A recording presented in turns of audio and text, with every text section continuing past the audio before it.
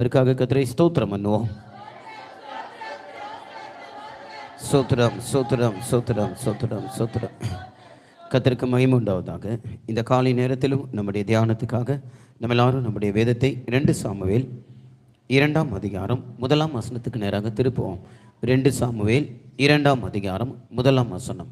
பின்பு தாவீது கர்த்தரை நோக்கி, நான் யூதாவின் பட்டணங்கள் ஒன்றிலே போய் இருக்கலாமா என்று விசாரித்தான். அதற்கு கர்த்தர் போ என்றார். எவ்விடத்திற்கு போகலாம் என்று தாவீது கேட்டதற்கு அவர் எப்ரோனுக்கு போ என்றார். பின்பு தாவீது கர்த்தரை நோக்கி, நான் யூதாவின் பட்டணங்களில் ஒன்றிலே போய் இருக்கலாமா என்று விசாரித்தான். அதற்கு கர்த்தர் போ என்றார். இங்கு தாவீது கர்த்தரிடத்திலே விசாரித்தான் என்று ஒரு பகுதியை வாசிக்கிறோம். யூதாவின் பட்டணங்களுக்கு ஒன்றிலே நான் போகலாமா என்று கேட்கும்போது கர்த்தர் தாவீதுக்கு போகலாம் என்று சொல்கிறார்.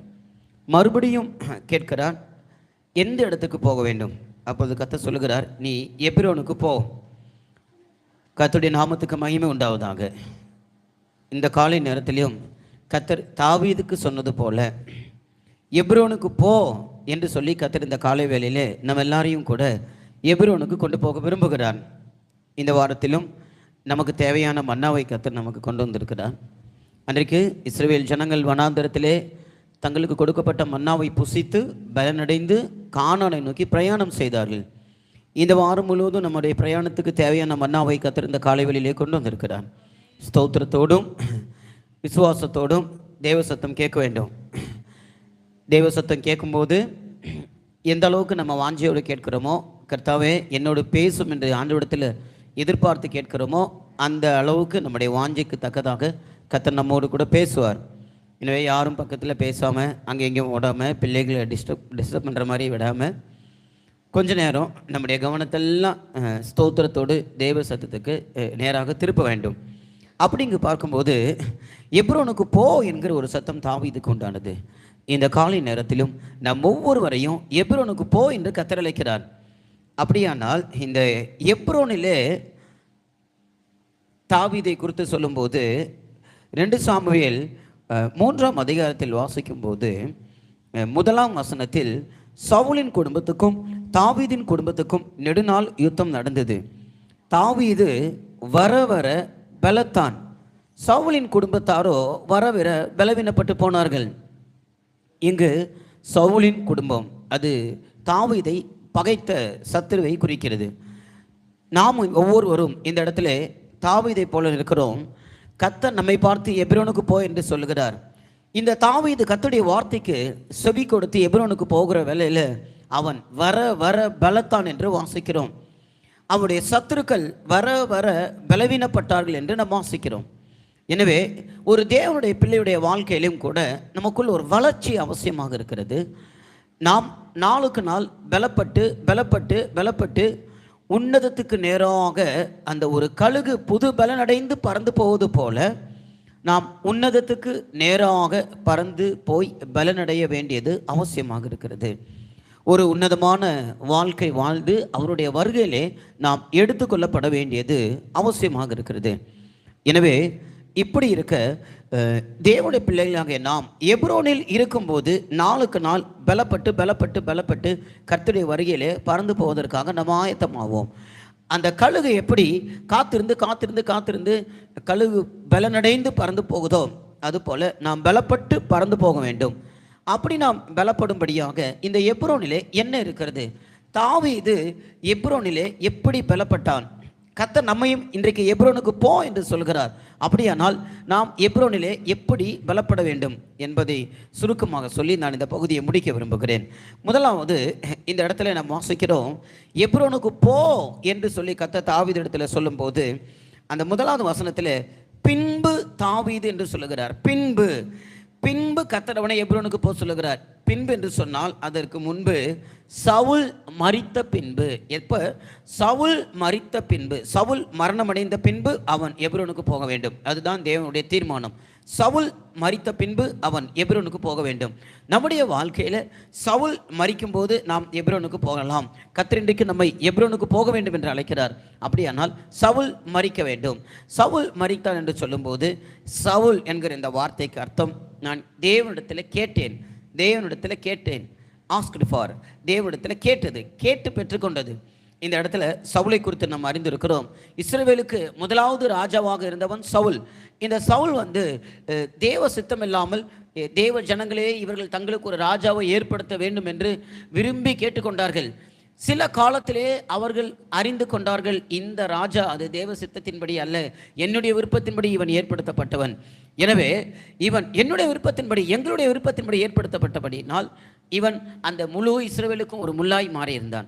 பின்பு அவர்கள் மனஸ்தாபப்பட்டார்கள். தேவனிடத்திலே நாங்கள் கேட்டது தவறு என்று சொல்லி மனஸ்தாபப்பட்டார்கள்.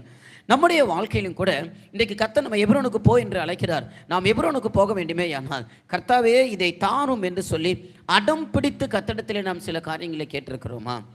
அன்றைக்கு சாமுவேல் சொல்லுகிறார், கர்த்தரே உங்களுக்கு ராஜாவா இருப்பார், உங்களுக்கு ராஜா வேண்டியதில்லை என்று சாமுவேல் சொல்லும்போது, மற்ற ஜாதிகள் புறஜாதிகளுக்கு ராஜாவை ஏற்படுத்தி கொண்டு அவர்களை நடத்தக்கூடிய ஒரு ராஜா அந்த இடத்துல இருந்து அவர்களை நடத்துவது போல எங்களையும் நடத்துவதற்கு ஒரு ராஜா வேண்டும் என்று கேட்டார்கள்.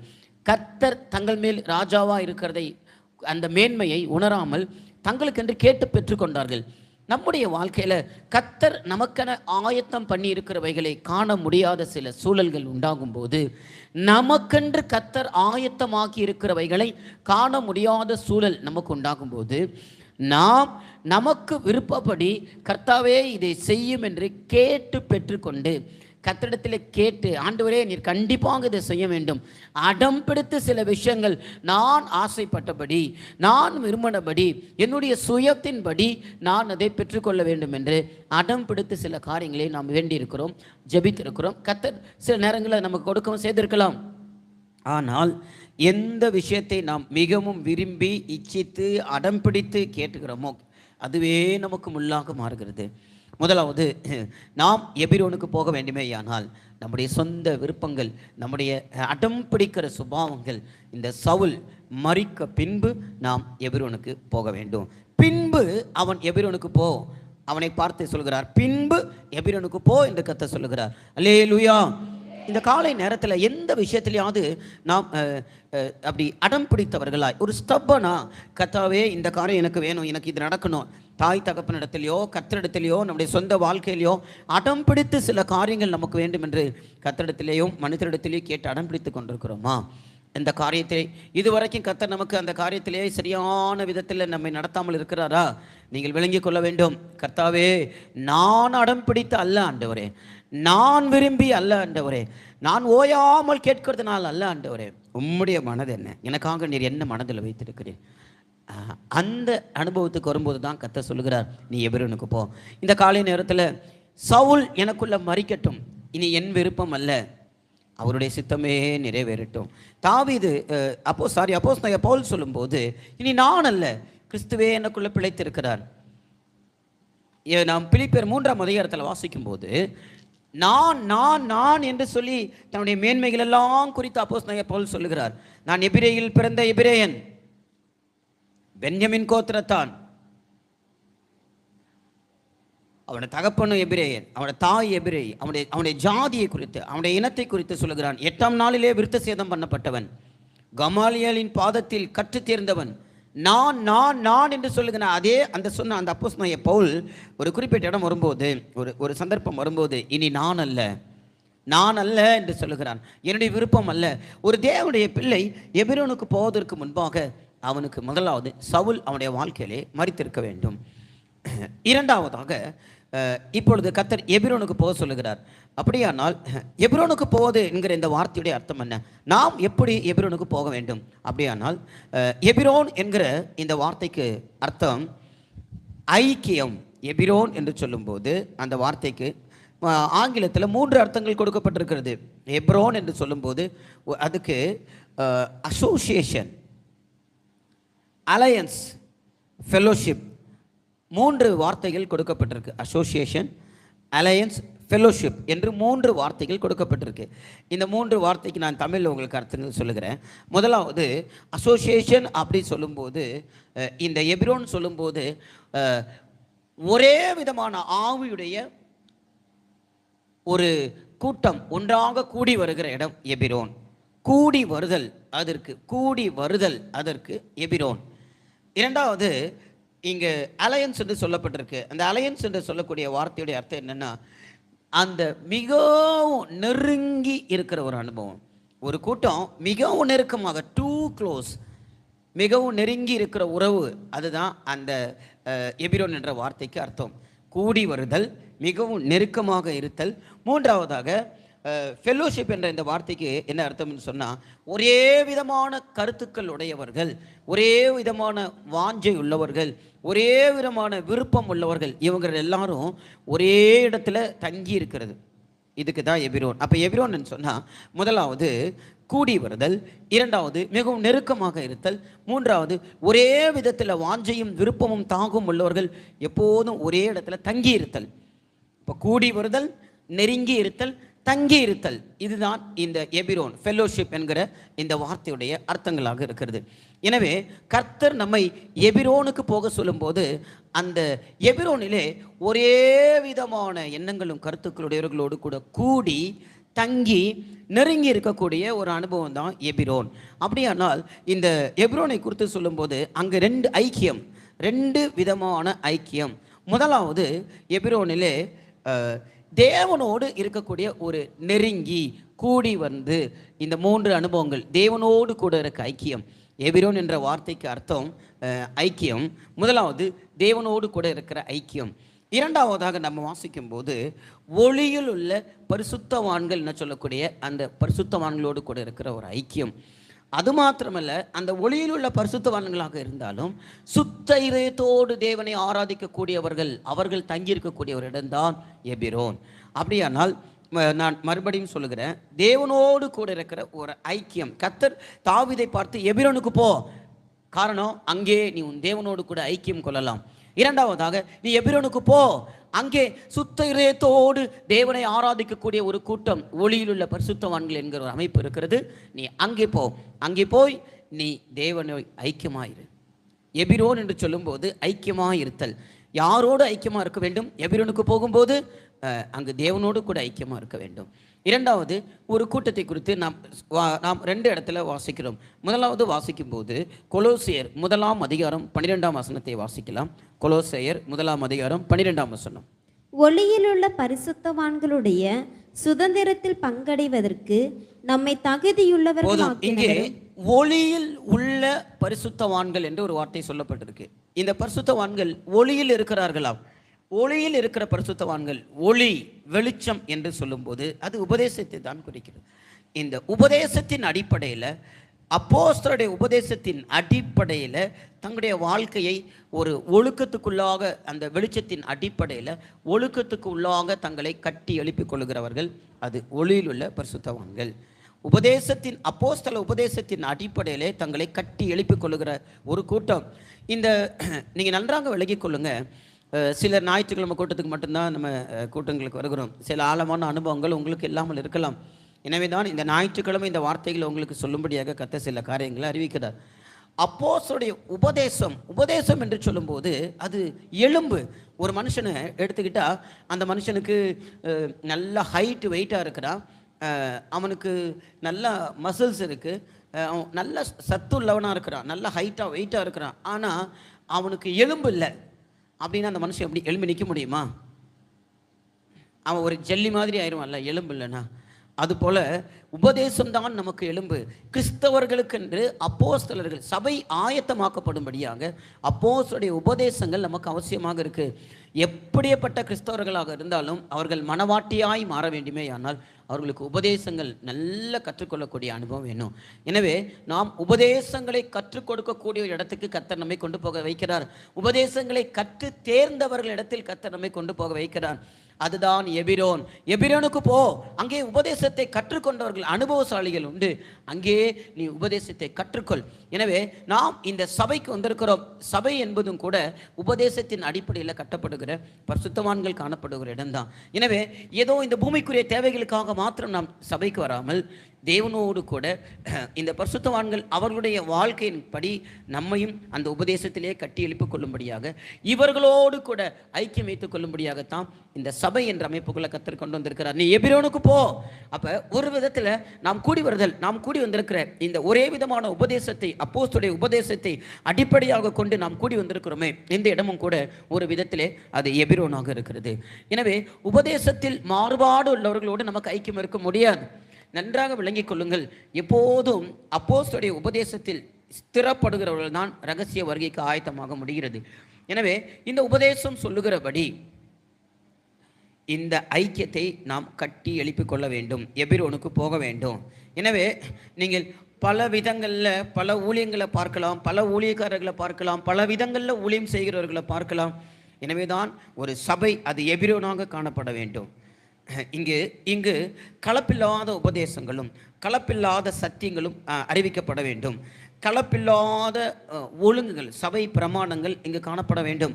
அப்படிப்பட்டவர்கள் இருக்கக்கூடிய ஒரு இடம்தான் ஒளியில் உள்ள பரிசுத்தவான்கள்.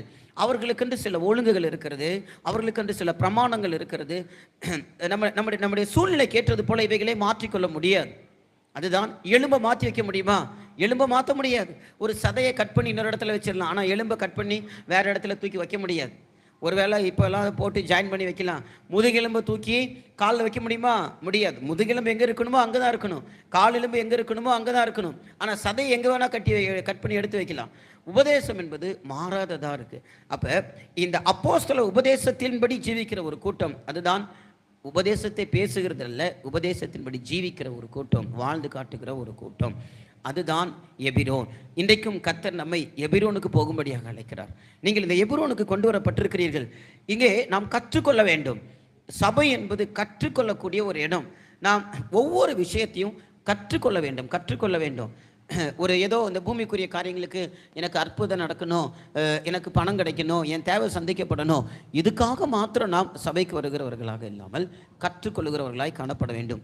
இன்னும் கூட இந்த ஒளியிலுள்ள பரிசுத்தவான்கள் உபதேசம் பண்ணுகிறோம் என்று நான் சொல்லிக்கொண்டாலும், நான் தேவனை சுத்த இதயத்தோடு ஆராதிக்கிறவனாக காணப்பட வேண்டும். ஒருவேளை என்கிட்ட உபதேசம் இருக்குன்னு நான் சொல்லிக்கொண்டாலும், எனக்குள்ள கபடும் மாயமும் தந்திரமும் பண ஆசையும் இவைகளெல்லாம் இருக்குமே, ஆனால் அந்த ஒளியிலுள்ள சுதந்திரம் என்கிற அந்த வார்த்தைக்கு அர்த்தம் இல்லாமல் போகும். ஒளியிலுள்ள பரிசுத்தவான்களுக்கு அடையாளம் என்ன? அவர்களிடத்தில் உபதேசம் இருக்கலாம். இன்றைக்கு எத்தனையோ பேர் உபதேசங்களை பேசுகிறார்கள். உபதேசங்கள் எல்லா இடத்திலும் இருக்கலாம். ஆனால் இதயத்தோடு தேவனை தொழுது கொள்ள வேண்டும். கபடற்றவர்களாய் நல் மனசாட்சி உள்ளவர்களாய் அந்த உபதேசத்தை போதிக்கிறவர்களும் கற்றுக்கொள்கிறவர்களும் சுத்த இதயத்தோடு தேவனை ஆராதிக்க வேண்டும். இந்த பூமியிலே பண ஆசை இல்லாதவர்களாய், இந்த பிரபஞ்சத்தின் ஆசை இல்லாதவர்களாய் முழுவதுமாய் தங்களை தியாகம் பண்ணி போகிற ஒரு கூட்டம். அவர்கள் எந்த விதங்களிலும் கபடு இல்லாமல் ஜீவிக்கிறவர்களாக இருக்க வேண்டும். அப்படி இல்லாவிட்டால் அவர்கள் உபதேசத்தை பேசினால், இப்போ நான் அப்படி இல்லாவிட்டால் அந்த உபதேசத்தை பேசினாலும் அந்த உபதேசத்துக்கு விலை இல்லாமல் போகும். அது ஒளியில் உள்ள பரிசுத்தவான்கள் என்ற ஐக்கியமாக இருக்காது. எனவே அப்போஸ்தலனாகிய பவுல் தீமோத்தேயுக்கு தெளிவாக சொல்லுகிறார். 2 தீமோத்தேயு 2ஆம் அதிகாரம் 22ஆம் வசனத்தில் நாம் வாசிக்கும் போது, உபதேசங்கள் நம்மிடத்தில் இருந்தாலும், நாம் உபதேசத்தை பேசுகிறவர்களாக இருந்தாலும் சுத்த இதயத்தோடு தேவனை தொழுது கொள்கிறவர்களாக இருக்க வேண்டும். அப்படி இல்லாமல் மாயம் பண்ணுகிறவர்களாய், மனுஷர்களை பிரியப்படுத்த விரும்புகிறவர்களாய், அது மாத்திரமல்ல ஏழை என்றும் பணக்காரன் என்றும் இப்படி பணத்துக்கு முக்கியத்துவம் கொடுக்கிறவர்களாக இருந்து இந்த நாட்களில் பல இடங்களில் பல காரியங்களை நம்ம கேள்விப்படுகிறோம், பார்க்கிறோம். இவர்கள் எல்லாரும் சுத்த இதயத்தோடு தேவனை தொழுது கொள்ளாவிட்டால் ஒளியிலுள்ள பரிசுத்தவான்கள் என்ற ஒரு அனுபவத்துக்குள்ள வர முடியாது. இதை கேட்டுக்கொண்டிருக்கிற நீங்கள் நன்றாக விளங்கிக் கொள்ளுங்கள். வேத வசனத்தின் அடிப்படையிலே நாம் சகலத்தையும் பகுத்து அறிந்து கொள்ளலாம். நாம் யாரையும் குற்றப்படுத்தும்படியாக இவைகள் சொல்லப்படவில்லை. வேத வசனத்தில் உள்ள யதார்த்தத்தை அறிவிக்கும்படியாக இவைகளை சொல்லப்படுகிறது. எனவே உபதேசங்கள் நம்முடைய கரங்களிலே இருந்தாலும் அதற்கேற்ற விதத்தில் நம்முடைய இதயம் சுத்த இதயம் உள்ளதாய் காணப்பட வேண்டும். 2ஆம் அதிகாரம் 22ஆம் வசனத்தை வாசிப்போம். அன்றியும் பாலியத்திற்குரிய இச்சைகளுக்கு நீ விலகியோடி சுத்த இருதயத்தோடு கர்த்தரை தொழுது கொள்கிறவர்களுடனே நீதியையும் விசுவாசத்தையும் அன்பையும் சமாதானத்தையும் அடையும்படி நாடு. நீதியும் விசுவாசமும் அன்பும் சமாதானம் எங்க இருக்கிறது? அது எங்க இருக்கிறது? இந்த சுத்த இதயத்தோடு தேவனை தொழுது கொள்ளுகிற அந்த கூட்டத்தில் இருக்கிறது. நீ அந்த கூட்டத்துக்கு போய் நீதியையும் விசுவாசத்தையும் அன்பையும் சமாதானத்தையும் அடைந்து கொள். நீ நாடு, அப்படிப்பட்ட ஒரு கூட்டத்தை நீ நாடு. உபதேசம் போதிக்கிறவர்கள் சுத்த இருதயம் உள்ளவர்களாய் கபடற்றவர்களாய் தேவனை தொழுது கொண்டால் அவர்களிடத்திலிருந்து 4 விதமான ஊற்றுக்கள் புறப்படுகிறது. அன்பு, சமாதானம், நீதி, இவைகளெல்லாம் அவரிடத்திலிருந்து புறப்பட்டு போய் இந்த தீமோத்தேயுக்கு அப்போஸ்தலனாகிய பவுல் சொல்லுகிறது தான், நீ அங்கே போய் சேர்ந்து கொள், நீ எபிரோனுக்கு போ என்று தாவீதுக்கு கர்த்தர் சொன்னார். இந்த காலை வேளையில் நம்மை எபிரோனுக்கு போக சொல்லுகிறார் ஆவியானவர். அன்றைக்கு தீமோத்தேயுக்கு அப்போஸ்தலனாகிய பவுல் சொல்லுகிறார், பாலியத்தின் இச்சைகளுக்கு நீ விலகி ஓடி நீதியும் சமாதானத்தையும் தேவ பக்தியும் அன்பையும் அடைபடி நாடு. அது எங்கே கிடைக்கும்? சுத்த இதயத்தோடு தேவனை தொழுது கொள்ளுகிற இடத்தில் தான் கிடைக்கும். அருமையானவர்களே, அப்போஸ்தலர் காலத்திலேயே பேதுரு மாயம் பண்ணின ஒரு இடத்தை குறித்து வாசிக்கிறோம். அப்பொழுது பவுல் அவரை முகமுகமாய் எதிர்த்த அனுபவத்தையும் குறித்து வாசிக்கிறோம். அருமையானவர்களே, சில சந்தர்ப்பங்கள், சில சூழல்கள் ஒருவேளை நம்முடைய வாழ்க்கையில் அப்படி அமர்ந்து விடலாம். ஆனால் நாம் மிகவும் தெளிவுள்ளவர்களாய் பகுத்து அறிந்து இந்த சுத்த இதயத்தோடு தேவனை தொழுது கொள்ளுகிறவர்களாய் நாம் மாற வேண்டும். அப்படிப்பட்ட ஒரு ஐக்கியம்தான் எபிரோனிலே இருக்கிறது. கர்த்தர் எபிரோனுக்கு போ என்று நம்மை அழைக்கிறார். நாம் சுத்த இதயத்தோடு தேவனை தொழுது கொள்ள வேண்டும். அதற்காகத்தான் இன்றைக்கு நாட்கள் நமக்கு சுத்திகரிப்பு கூட்டங்கள். அந்த திருவிருந்துக்கு முன்பாக, கர்த்தருடைய பந்திக்கு முன்பாக நாம் நம்மை சுத்த இதயமுள்ளவர்களாய் காத்து கொள்ள வேண்டும். ஒருவேளை நீங்கள் யாரும் நேற்று கூட்டங்களுக்கு சிலர் வராமல் இருந்தாலும் கர்த்தருடைய பந்தியிலே கலந்து கொள்ள வேண்டும் என்று விரும்புகிறவர்கள், இந்த கூட்டம் முடிந்தவுடன் உங்களுக்கு நேரம் இருக்கிறது. உட்கார்ந்து தேவ சமூகத்தில் அமர்ந்து நன்றாக உங்களை ஆராய்ந்து நிதானித்து சுத்த இதயத்தை நாம் நமக்குள்ளே உருவாக்கி கொள்ள வேண்டும். இந்த சுத்த இதயத்தை உருவாக்கக்கூடிய இடம், ஒரு அழுக்கும் கந்தையும் குப்பையும் நாற்றம் எடுத்த இதயத்தோடு கூட வரக்கூடிய ஒருவனை சுத்த இதயம் உள்ளவனாய் மாற்றக்கூடிய இடம்தான் எபிரோன். ஒரு மனுஷனுடைய இதயத்தை சுத்திகரிக்கத்தக்க சத்தியங்கள் அங்கு கிடைக்கிற இடம்தான் எபிரோன். ஒரு பாவியை நீதிமானாய் மாற்றக்கூடிய விலையேற பெற்ற உபதேசங்கள் கிடைக்கக்கூடிய இடம்தான் எபிரோன். அந்த எபிரோனுக்கு போ. இந்த சுத்த இதயம் நமக்குள்ள இருந்தால் நாளுக்கு நாள் நாம் பலப்படுவோம், நாளுக்கு நாள் பலப்படுவோம். இந்த எபிரோனிலே அவன் நாளுக்கு நாள் பலப்பட்டான். தாவீது நாளுக்கு நாள் பலப்பட்டான். எனவே இதை பேசுகிற நானா இருந்தாலும், இதை கேட்கிற நீங்களா இருந்தாலும், இதை கேட்டுக்கொண்டிருக்கிற யாரா இருந்தாலும் சுத்த இதயத்தோடு தேவனை தொழுது கொள்ளுவோம். அங்கே நாளுக்கு நாள் நாம் பலப்படுகிற அனுபவம் உண்டாகும். நம்முடைய இடத்திலே கபடும் வன்மமும் மாயமும் பட்சபாதமும் நம்முடைய இதயத்தில் இருக்குமே ஆகில் நாம் பலப்பட முடியாது. இந்த பாதையிலே நாம் பலப்பட முடியாது. எனவே நாளுக்கு நாள் நாம் பலனடையும்படி எப்போதும் ஒரு சுத்த இதயத்தை நமக்குள்ளே காத்துக்கொள்ள வேண்டும். எனவே இயேசு சொன்னார், இதயத்தில் சுத்தம் உள்ளவர்கள் பாக்கியவான்கள் என்று சொன்னார். நாம் பாக்கியவான்களாக இருப்போம். நம்முடைய இதயம் பளிங்கு போல ஒரு சுத்த இதயத்தை கடத்தத்தை கேளுங்கள். இன்னைக்கு அநேகருக்கு டிரான்ஸ்பரண்டாக இருக்க தெரியல. அதோடைய அர்த்தம் மனம் திறந்து அவங்களுடைய வாழ்க்கை ஒரு திறக்கப்பட்ட ஒரு புஸ்தகமாக இருக்க வேண்டும். மறைவானது ஒன்றும் இல்லை. என்ன பேசினாலும் அதுக்கு பின்னாடி ஒரு மறைவு, ஒரு கன்னிங் இருந்துகிட்டே இருக்கும். என்ன பேசினாலும் அந்த வார்த்தைக்கு பின்னாடி ஏதோ ஒரு சூட்சமாக இருந்துக்கிட்டே இருக்கும். இன்னைக்கு இந்த உலகம் அப்படிதான் போய்கொண்டிருக்கு. மனுஷனை ஏமாற்ற பழகி இருக்கிறான். நல்லவர்கள் யார், கெட்டவர்கள் யாரும் நம்மளால் கண்டுபிடிக்க முடியாத அளவுக்கு சூட்சமம் நிறைந்த ஒரு உலகத்தில் நாம் இருக்கிறோம். ஆனால் இதயத்தில் சுத்தம் உள்ளவர்களோ வெளியே அவருடைய வாழ்க்கை ஒரு திறக்கப்பட்ட புஸ்தகமாக இருக்கும். நம்ம எல்லாரும் கைகளால் எழுதப்படாத நிருபங்கள். அப்போஸ்தலனாகிய பவுல் அவருடைய வாழ்க்கை எழுதியிருக்கிறார். அவருடைய ஊழியத்தின் அனுபவத்தை எழுதியிருக்கிறது தான் இந்த புதிய ஏற்பாட்டு நிருபங்கள். நம்முடைய வாழ்க்கையும் கூட கைகளால் எழுதப்படாத ஒரு நிருபமாக இருக்க வேண்டும். நம்முடைய மரணத்தில் நம்முடைய அடக்க ஆராதனைக்கு வந்திருக்கிறோம். அட்லீஸ்ட் நம்முடைய வாழ்க்கையோட சாட்சியை கேள்விப்பட்டு 2 பேராவது அங்கே ரட்சிக்கப்படணும், 2 பேராவது மனம் திரும்பணும். நாம் ஒரு எழுதப்படாத நிருபங்களாக இருக்க வேண்டுமே. ஆனால் நாம் எபிரோனிலே தரித்திருக்க வேண்டும். சுத்த இதயத்தோடு தேவனை தொழுது கொள்வர்களாக காணப்பட வேண்டும். இது இந்த எபிரோனில் இருக்கிற ஐக்கியத்துடைய முதலாவது பகுதி. 2வதாக, நீ எபிரோனுக்கு போ, அங்கே நீ நாளுக்கு நாள் பலப்படணும். எபிரோனுக்கு போக வேண்டுமே. ஆனால் அங்கு தேவனோடு கூட இருக்கிற ஐக்கியம் நமக்கு மிகவும் அவசியம். இந்த உபதேசங்கள், இந்த ஊழியக்காரர்கள், நம்மை நடத்துகிறவர்கள், இவர்கள் எல்லாரோடு நமக்கு ஒரு ஐக்கியம் இருந்தாலும் அதற்கு ஈக்குவலாக தேவனோடு கூட இருக்கிற ஐக்கியம் நமக்கு மிகவும் மிகவும் அவசியம். ஒவ்வொரு தேவனுடைய பிள்ளையும் தனிப்பட்ட விதத்திலே தேவனோடு ஐக்கியம் உள்ளவர்களாக இருக்க வேண்டும். ஆனால் நம்ம தேவனோடு கூட ஐக்கியமே இல்லாமல் இந்த உலகத்தில் எல்லாம் செய்யலாம். இப்போ பாஸ்டர் சொன்னது போல பிசாசுகளை துரத்தினோம், தீர்க்க தரிசனம் உரைத்தோம். ஆனால் கர்த்தர் சொன்னார், நீங்கள் அக்கிரம செய்கைக்காரர்கள் என்னை விட்டு அகன்று போங்கள் என்று சொன்னார். இன்னைக்கு எல்லா காரியங்களும் செய்யலாம். இயேசு இல்லாமலே பிரசங்கம் பண்ணலாம், இயேசு இல்லாமலே பாட்டு பாடலாம், இயேசு இல்லாமலே ஊழியங்கள் செய்யலாம். இயேசு இல்லாமல் தேவனோடு கூட நமக்கு தனிப்பட்ட ஐக்கியம் இல்லாமல் நம்ம ஏதோ ஒரு பெரிய ஆளை போல காட்டிக்கொள்ளலாம். ஆனால் அப்படிப்பட்ட காரியங்கள் அது அக்கிரம செய்கையாக இருக்கிறது. பார்வைக்கு நீண்ட ஜெபம் செய்கிறவர்களாக, சந்தை வெளிகளிலே வந்தனங்கள் சொல்லும்படியாக நீண்ட அங்கிகளை தரித்து கொண்டிருக்கிறார்கள். தெருக்களின் ஓரங்களிலே எல்லாரும் அவர்களை பார்த்து வணங்குகிறார்கள். அவர்களை பார்த்து சொன்னார், மாயக்காரரே, பரிசேயரே என்று சொன்னார். அவர்களிடத்தில் தேவன் இல்லை, ஆனால் தங்களை தேவ பக்தி உள்ளவர்களைப் போல, ஆசாரியர்களைப் போல, ஊழியக்காரர்களைப் போல காட்டிக் கொண்டிருக்கிறார்கள். ஆனால் அங்கே தேவன் இல்லை. லேலுயா.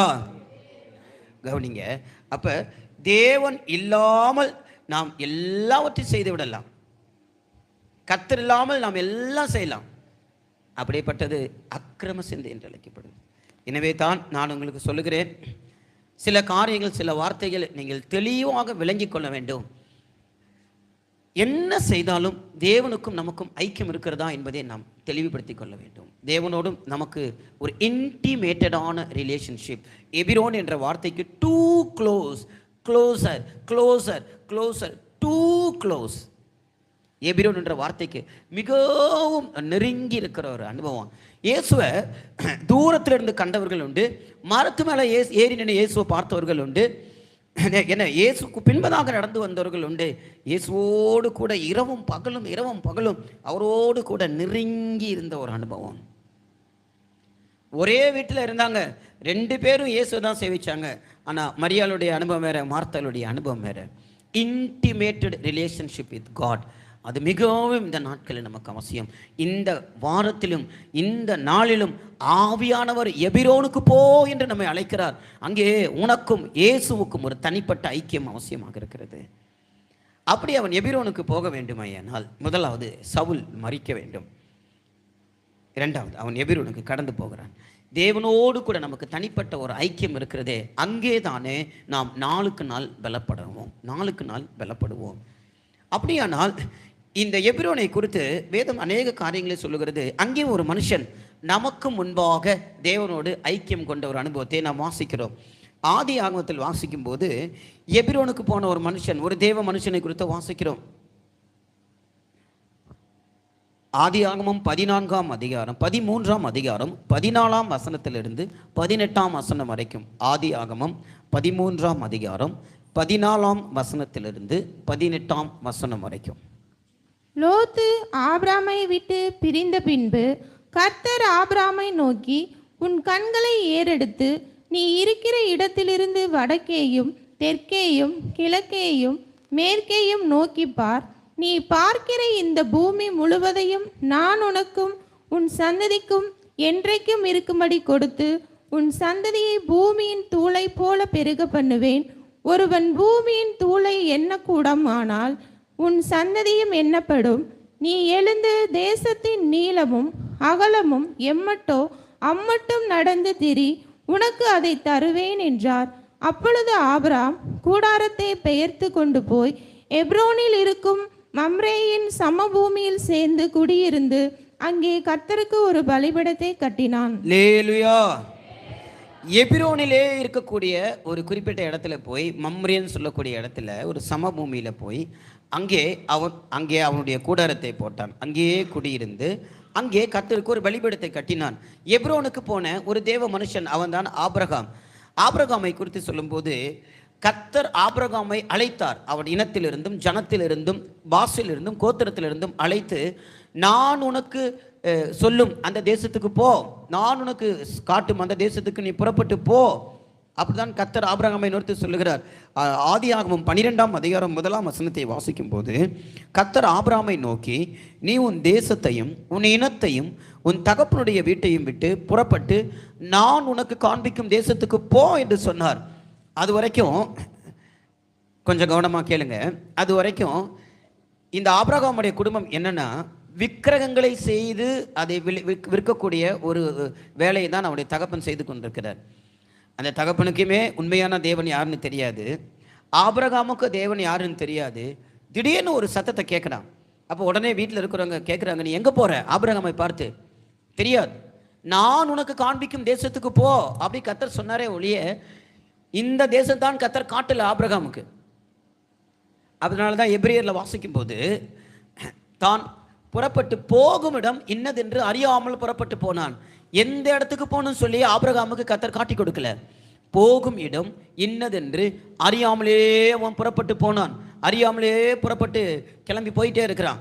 அப்படி போகிற வேலையில் அவனுடைய வீட்டில் இருக்கவங்கெல்லாம் கேட்குறாங்க, எங்கே போகிற? தெரியாது. யார் உன்னை போக சொன்னா? ஜீவனுள்ள தேவன் போக சொன்னார். அப்போ அவங்க அப்பா கூப்பிட்டு கேட்குறார், பார் இங்கே இத்தனை சிலை இருக்குது, இத்தனை தெய்வங்கள் வார்ப்பிக்கப்பட்டிருக்கு, இதில் எந்த தெய்வம் வந்து உன்னை போக சொன்னுச்சு? இதில் யாரை நீ பார்த்த? நான் யாருமே பார்க்கல. அந்த மெய் தேவனுக்கு உருவமே இல்லை, நான் அவரை பார்க்கல. அப்புறம் எப்படி நீ போகிறன்னு சொல்கிற? நான் அவருடைய சத்தத்தை கேட்டேன், நீ போன்னு சொன்னார். அந்த சத்தம் உண்மையான சத்தம், அதுதான் தேவன், அவர் தான் உண்மையுள்ளவர் என்று சொல்லி விசுவாசித்து போகும் இடம் இன்னதென்று அறியாமல் புறப்பட்டு போனான். ஆனால் லோத்துவை கூட கூட்டி கொண்டு போக சொல்லி கர்த்தர் சொல்லலை. ஆபிரகாமை தான் புறப்பட்டு போன்னு சொன்னார், லோத்துவை கூட கூட்டிட்டு போக சொல்லலை. எனவே லோத்து ஆபிரகாமோடு இருக்கிற வரைக்கும் கர்த்தர் அவன் போக வேண்டிய தேசம் இதுன்னு காட்டவே இல்லை. நம்ம வாசிக்கும் போது லோத்து ஆபிரகாமை விட்டு பிரிந்து போன பின்பு தான் கர்த்தர் ஆபிரகாமை நோக்கி உன் கண்களை ஏறெடுத்து கிழக்கையும் வடக்கையும் கிழக்கையும் மேற்கையும் வடக்கையும் தெற்கையும் நோக்கி பார்ன்னு சொன்னார். அப்போ லோத்து ஆபிரகாமை விட்டு பிரிந்த பின்புதான் அவன் தங்கி இருக்க வேண்டிய இடம் இன்னதென்று கர்த்தர் அவனுக்கு காட்டி கொடுத்தார். அருமையானவர்களே, நம்முடைய வாழ்க்கையிலும் எபிரோனுக்கு போக வேண்டிய அனுபவம் நமக்கு வேண்டுமேயானால் முதலாவது சவுல் மரித்திருக்க வேண்டும் என்று பார்த்தோம். இங்கு ஆபிரகாம் எபிரோனுக்கு போகிறதுக்கு முன்பதாக லோத்து ஆபிரகாமை விட்டு பிரிந்தான். லோத்து ஆபிரகாமை விட்டு பிரிந்தான். அப்போ லோத்து என்று சொல்லக்கூடிய வார்த்தைக்கு அர்த்தம் கர்டைன், ஒரு திரை, ஒரு திரை.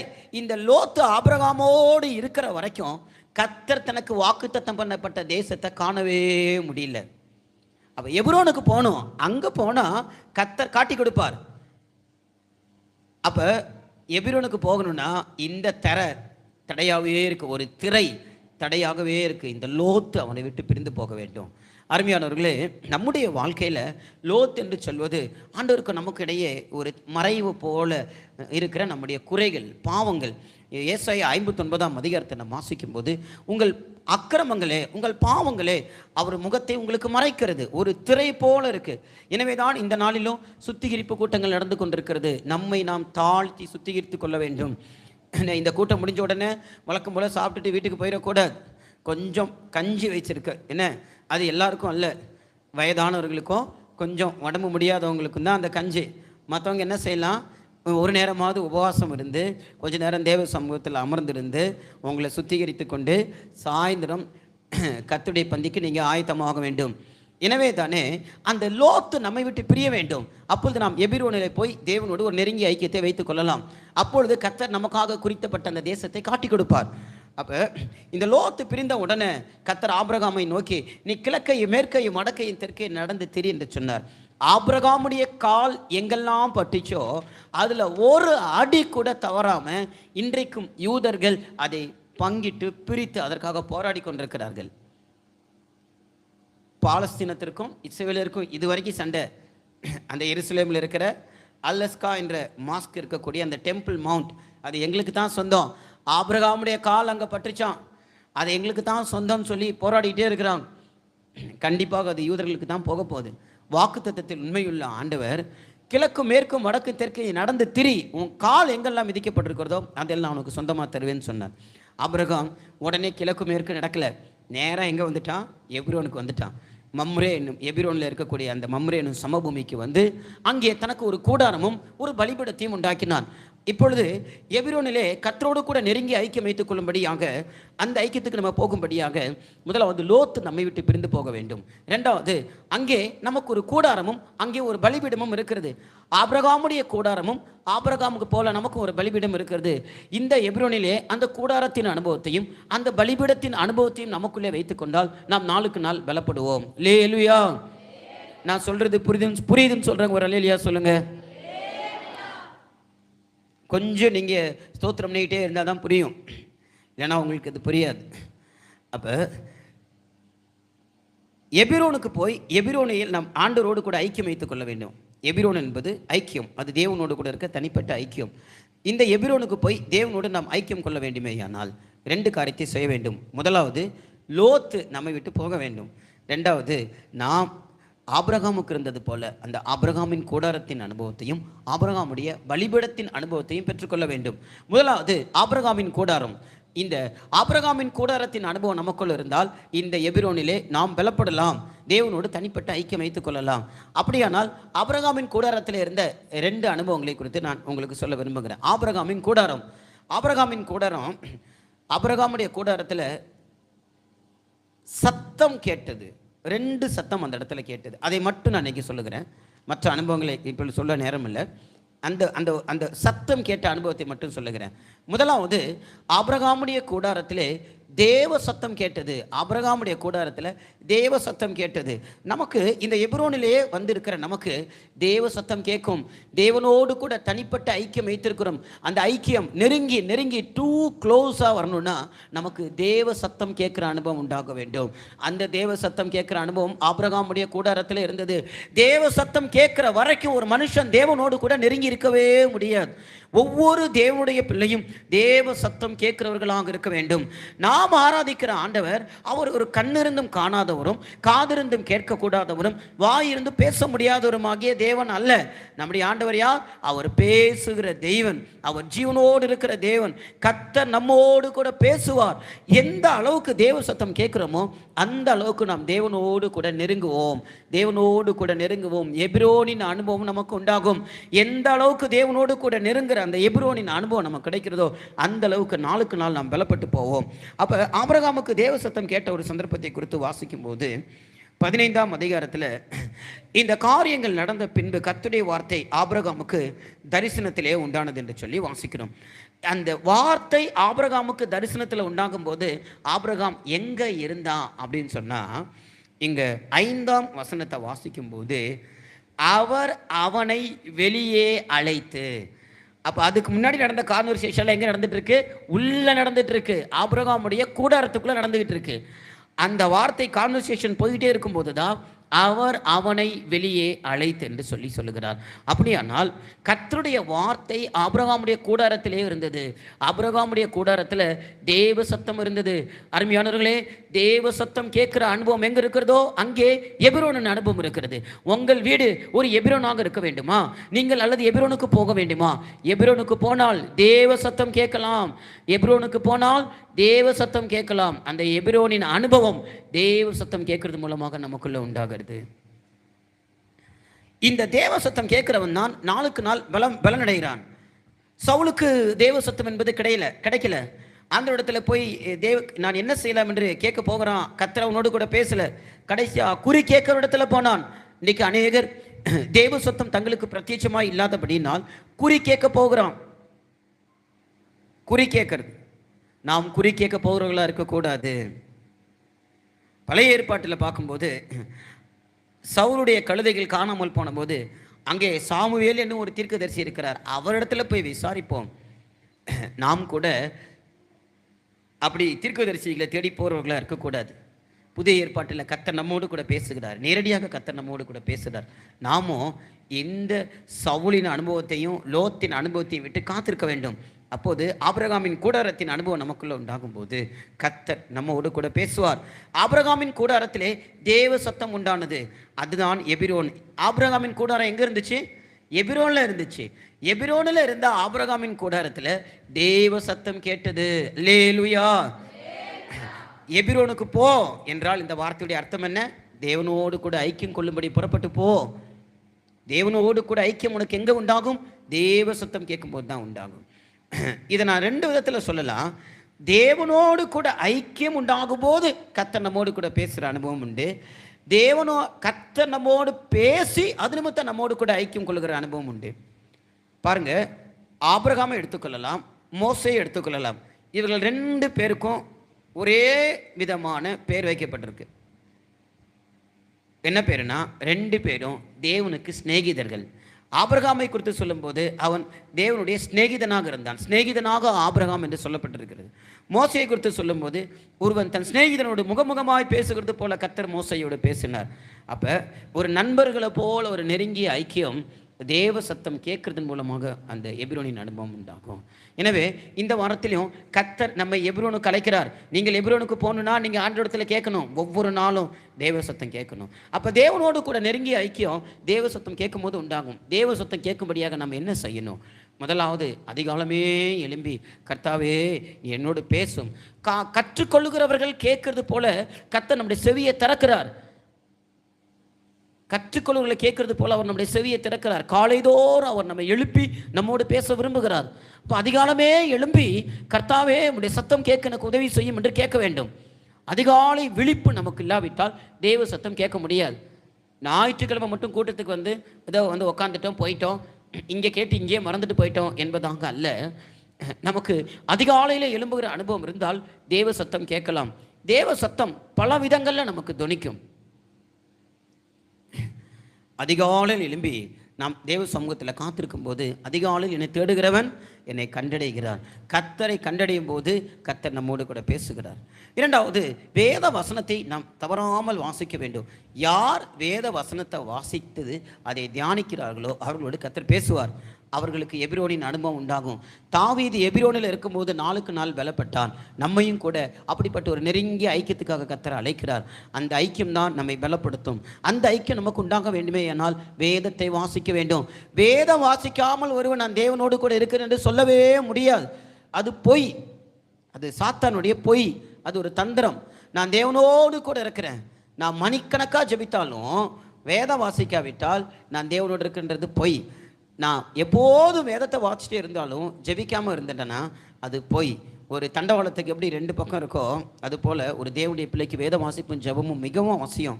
இவைகள் இல்லாவிட்டால் தேவனோடு கூட ஐக்கியம் என்பது நமக்கு கிடையாது. இன்றைக்கு இந்த சபைக்கு சொல்ல வேண்டிய வார்த்தை இதுதான் என்று ஆவியானவர் சொல்லுகிறார். நீங்கள் அநேகர் இந்த இடத்துல வேத வசனத்தை வாசிக்கிறதும் இல்லை, தனிப்பட்ட ஜெபத்தின் அனுபவம் இல்லை, ஜெபமும் வேத வாசிப்பும் இல்லாதபடியினால் நாம் தேவனை விட்டு தூரமாக இருக்கிறோம். எனவே தான் நாம் பலப்படும்படியாக, நாம் நாளுக்கு நாள் பலனடையும்படியாக எபிரோனுக்கு வா, தேவனோடு கூட ஐக்கியத்துக்கு வா. தேவனோடு இருக்கிற ஐக்கியம் ஆபிரகாமின் கூடாரத்தில் இருந்தது. அந்த அனுபவம் தேவ சத்தம் கேட்குற அனுபவம். தேவ சத்தம் கேட்கணும். கர்த்தர் நம்மோடு பேசாவிட்டால் சாப்பிடாதீங்க. ஒரு நாள் கர்த்தர் உங்களோட பேசலன்னா தயவு செய்து நீங்கள் சாப்பிடாதீங்க, அப்படி இருந்து பழகுங்க. எத்தனையோ பரிசுத்தவான்கள் பைபிள் வாசிக்காமல் பச்சை தண்ணி பல்லில் படாது.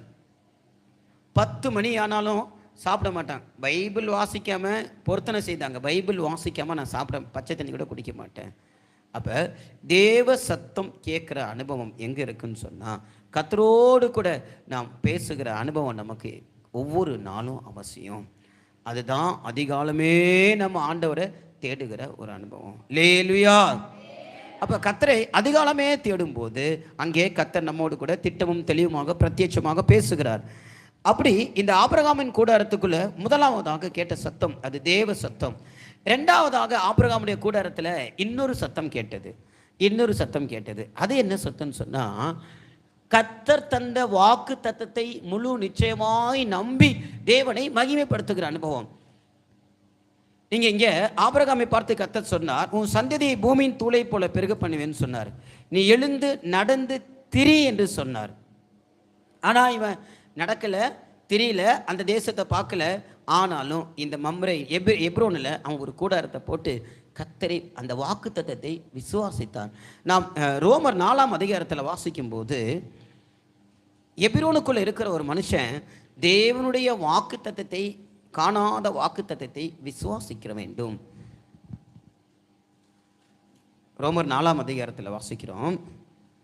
அவன் கர்த்தருடைய வாக்கு தத்தத்தை குறித்து அவிசுவாசமாய் சந்தேகப்படாமல், 4ஆம் அதிகாரம் 20ஆம் வசனத்தில் தேவனுடைய வாக்கு தத்தத்தை குறித்து அவிசுவாசமாய் சந்தேகப்படாமல் தேவன் வாக்கு தத்தம் பண்ணினதை நிறைவேற்ற வல்லவராய் இருக்கிறார் என்று முழு நிச்சயமாய் நம்பி தேவனை மகிமைப்படுத்தி விசுவாசத்தில் வல்லவனானான். அப்ப இவனுக்கோ அல்லது ஆபிரகாமுக்கோ அல்லது சாராளுக்கோ பிள்ளை பெற்றுக்கொள்வதற்கு சரீரத்தில் பலன் இல்லை. ஆனால் தேவனை மகிமைப்படுத்தி விசுவாசத்தின் நிமித்தம் வாக்குத்தத்தத்தை விசுவாசித்து தேவனை மகிமைப்படுத்தும் போது பிள்ளை பெற்றுக்கொள்வதற்கான பலனை பெற்றுக்கொண்டார்கள். அல்லேலூயா. இதைதான் எபிரோனிலே தாவீது நாளுக்கு நாள் பலப்பட்டான் என்று வாசிக்கிறோம். எனவே தான் நாம் நாளுக்கு நாள் பலப்பட வேண்டுமேயானால் கர்த்தருடைய வாக்குத்தத்தத்தை விசுவாசித்து கர்த்தரை துதிக்க வேண்டும். நாம் எந்த இடத்துல தேவனை துதிக்கிறோமோ அங்கே எபிரோனின் அனுபவம் உண்டாகிறது, தேவனோடு கூட இருக்கிற ஐக்கியம் உண்டாகிறது. காணாத வாக்குத்தத்தத்தை விசுவாச கண்களில் கண்டு தேவனை மகிமைப்படுத்தினான். அவன் தேவனுடைய வாக்குத்தத்தத்தை குறித்து எவ்வளவேனும் சந்தேகப்படலை. ஆபிரகாம் தேவனுடைய வாக்குத்தத்தத்தை குறித்து கொஞ்சம் கூட சந்தேகப்படலை. ஏன் சந்தேகப்படலைன்னு சொன்னால், அவன் பாருங்க 19ஆம் வசனத்தை வாசிக்கும்போது, ஏறக்குறைய 100 வயது ஆனபோது தன் சரீரம் செத்து போனதையும் சாராளுடைய சரீரம் செத்து போனதையும் அவன் நினைக்கவே இல்லை. மாறாக கர்த்தர் தந்த வாக்கு தத்தத்தை மட்டும்தான் நினைச்சான். உன் சந்ததி பூமியின் தூளை போல இருக்கும். எனவே இன்றைக்கு நம்முடைய வாழ்க்கையில் சில காரியங்கள் ஆண்டவரிடத்தில் கேட்டிருக்கலாம், அது நடக்காத நிமித்தம் நம்ம ஆண்டவர் விட்டு தூரத்தில் போன ஒரு அனுபவம் இருக்கலாம், எபிரோனுக்கு தூரத்திலே இருக்கக்கூடிய ஒரு அனுபவமாக இருக்கலாம். ஆனால் கர்த்தர் தந்த வாக்கு தத்தத்தை விசுவாசிக்க வேண்டும். இது நடக்கலையே அது நடக்கலையே அப்படின்னு நம்ம பார்க்க ஆரம்பித்தோம்னா, நம்முடைய குறைவுகளை பார்க்க ஆரம்பித்தோம்னா நமக்கும் ஆண்டவருக்கு இருக்கிற ஐக்கியம் போயிடும். ஐயோ நான் இப்படி இருக்கிறேனே, என் வீடு இப்படி இருக்கே, இது நடக்கலையே அது நடக்கலையே, இப்படி புலம்பிகிட்டே இருந்தோம்னா நமக்கும் தேவனுக்கு இருக்கிற ஐக்கியம் நாளுக்கு நாள் பிளவுபட்டு போகும். அவிசுவாசத்திலே நாம் முறுமுறுக்கிறவர்களாகவும் புலம்பவர்களாகவும் இருக்கக்கூடாது. மாறாக அவைகளை நாம் எண்ணாமல் கர்த்தர் தந்த வாக்கு தத்தத்தை விசுவாசிக்க வேண்டும். அந்த வாக்கு தத்தத்தை தான் எண்ண வேண்டும். அவன் எண்ணவில்லை அப்படின்னு அவன் மனசுல கூட அதை நினைக்கல. என் சரீரம் செத்து போச்சு, அவன் மைண்ட்ல கூட வரல. ஆனால் பிசாசு என்ன சொல்கிறான், அங்கே பார்த்தியா உனக்கு இப்படி எல்லாம் சிம்டம் அறிகுறி தெரியுது பார்த்தியா, இது அந்த வியாதியாக இருக்கும், இது இந்த வியாதியாக இருக்கும், இதனால தான் அப்படி ஆயிடுச்சு, அதனால தான் இப்படி ஆயிடுச்சுன்னு சொல்லி சாத்தான் நமக்குள்ளே பேசுகிறான். உன் சரீரம் கெட்டு போச்சு, உன் சரீரம் செத்து போச்சு, சாராளுடைய கர்ப்பம் செத்து போச்சு, இனி உனக்கு குழந்தை பிறக்காது, கர்த்தர் சும்மா சொல்லிக்கிட்டே இருக்கார், பேசிகிட்டே இருக்கிறார், அதெல்லாம் கேட்காத.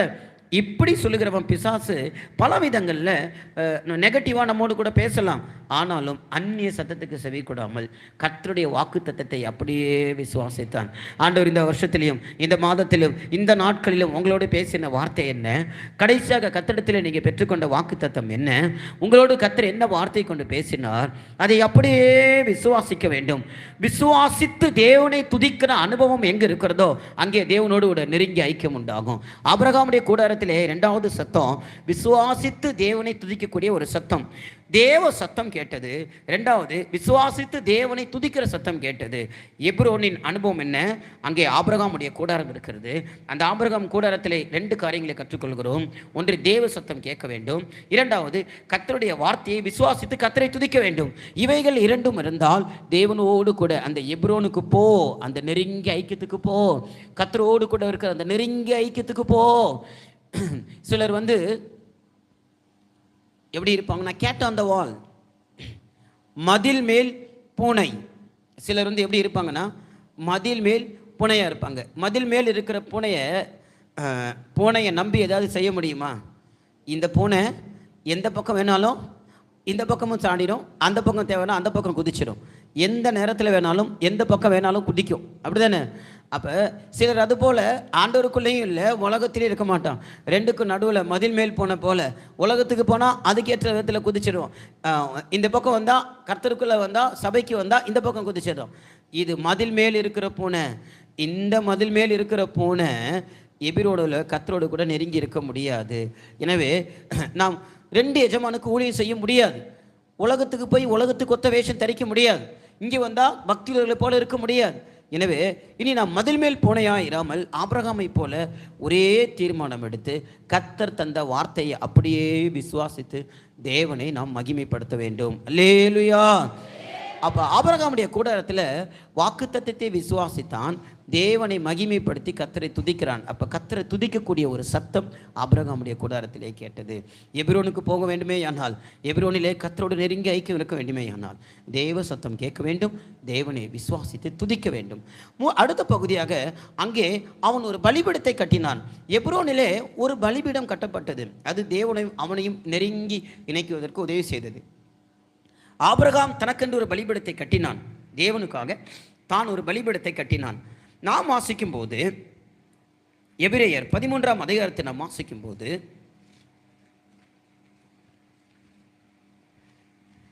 எபிரேயர் 13ஆம் அதிகாரம் 10ஆம் வசனத்தை வாசிப்போம். நமக்கு ஒரு பலிபீடம் உண்டு, அதற்குரியவைகளை புசிக்கிறதற்கு கூடாரத்தில் ஆராதனை செய்கிறவருக்கு அதிகாரம் இல்லை. அல்லேலூயா.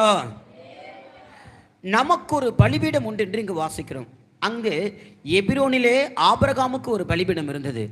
இன்றைக்கு எபிரோனுக்கு போ என்று சொல்லி கர்த்தர் நம்மை அழைக்கிறார். அங்கே நமக்கு ஒரு பலிபீடம் உண்டு, நமக்கு ஒரு பலிபீடம் உண்டு. அதுதான் கர்த்தராகிய இயேசு கிறிஸ்து.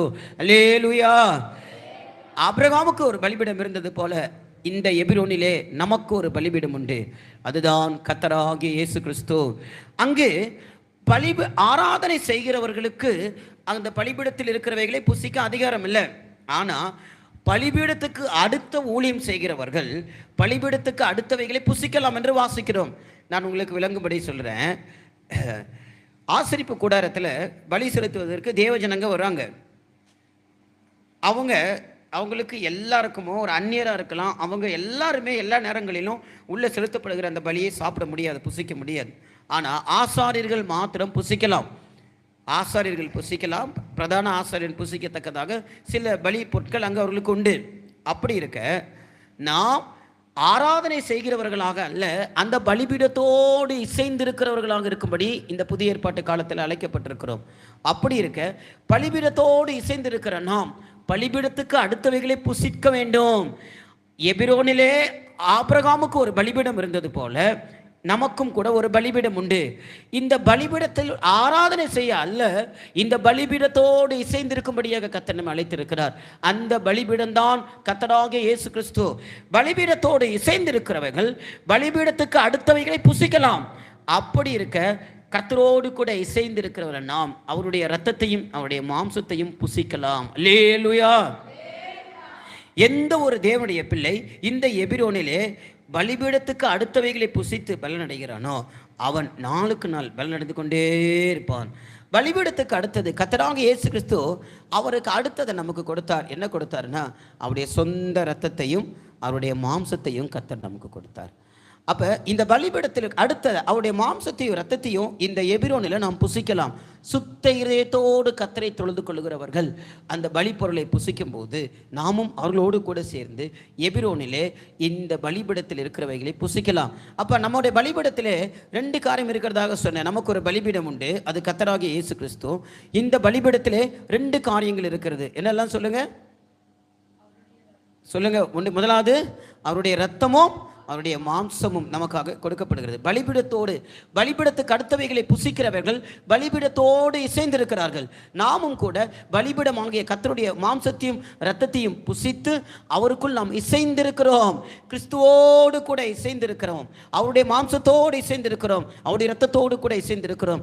இந்த எபிரோனிலே கர்த்தரோடு கூட ஒரு நெருங்கிய ஐக்கியம் வைத்துக் கொள்ள வேண்டுமே. ஆனால் நமக்கு இங்கே ஒரு பலிபீடம், அங்கு புசிக்கத்தக்க பலி பொருட்கள் உண்டு. எனவே தான் இந்த நாட்களில் நாம் கர்த்தருடைய பந்தியை அற்பமாக நினைக்கக்கூடாது. எனவே ஞானஸ்நானம் எடுத்தவர்கள் யாரும் கர்த்தருடைய பந்தியை தள்ளிவிடக்கூடாது.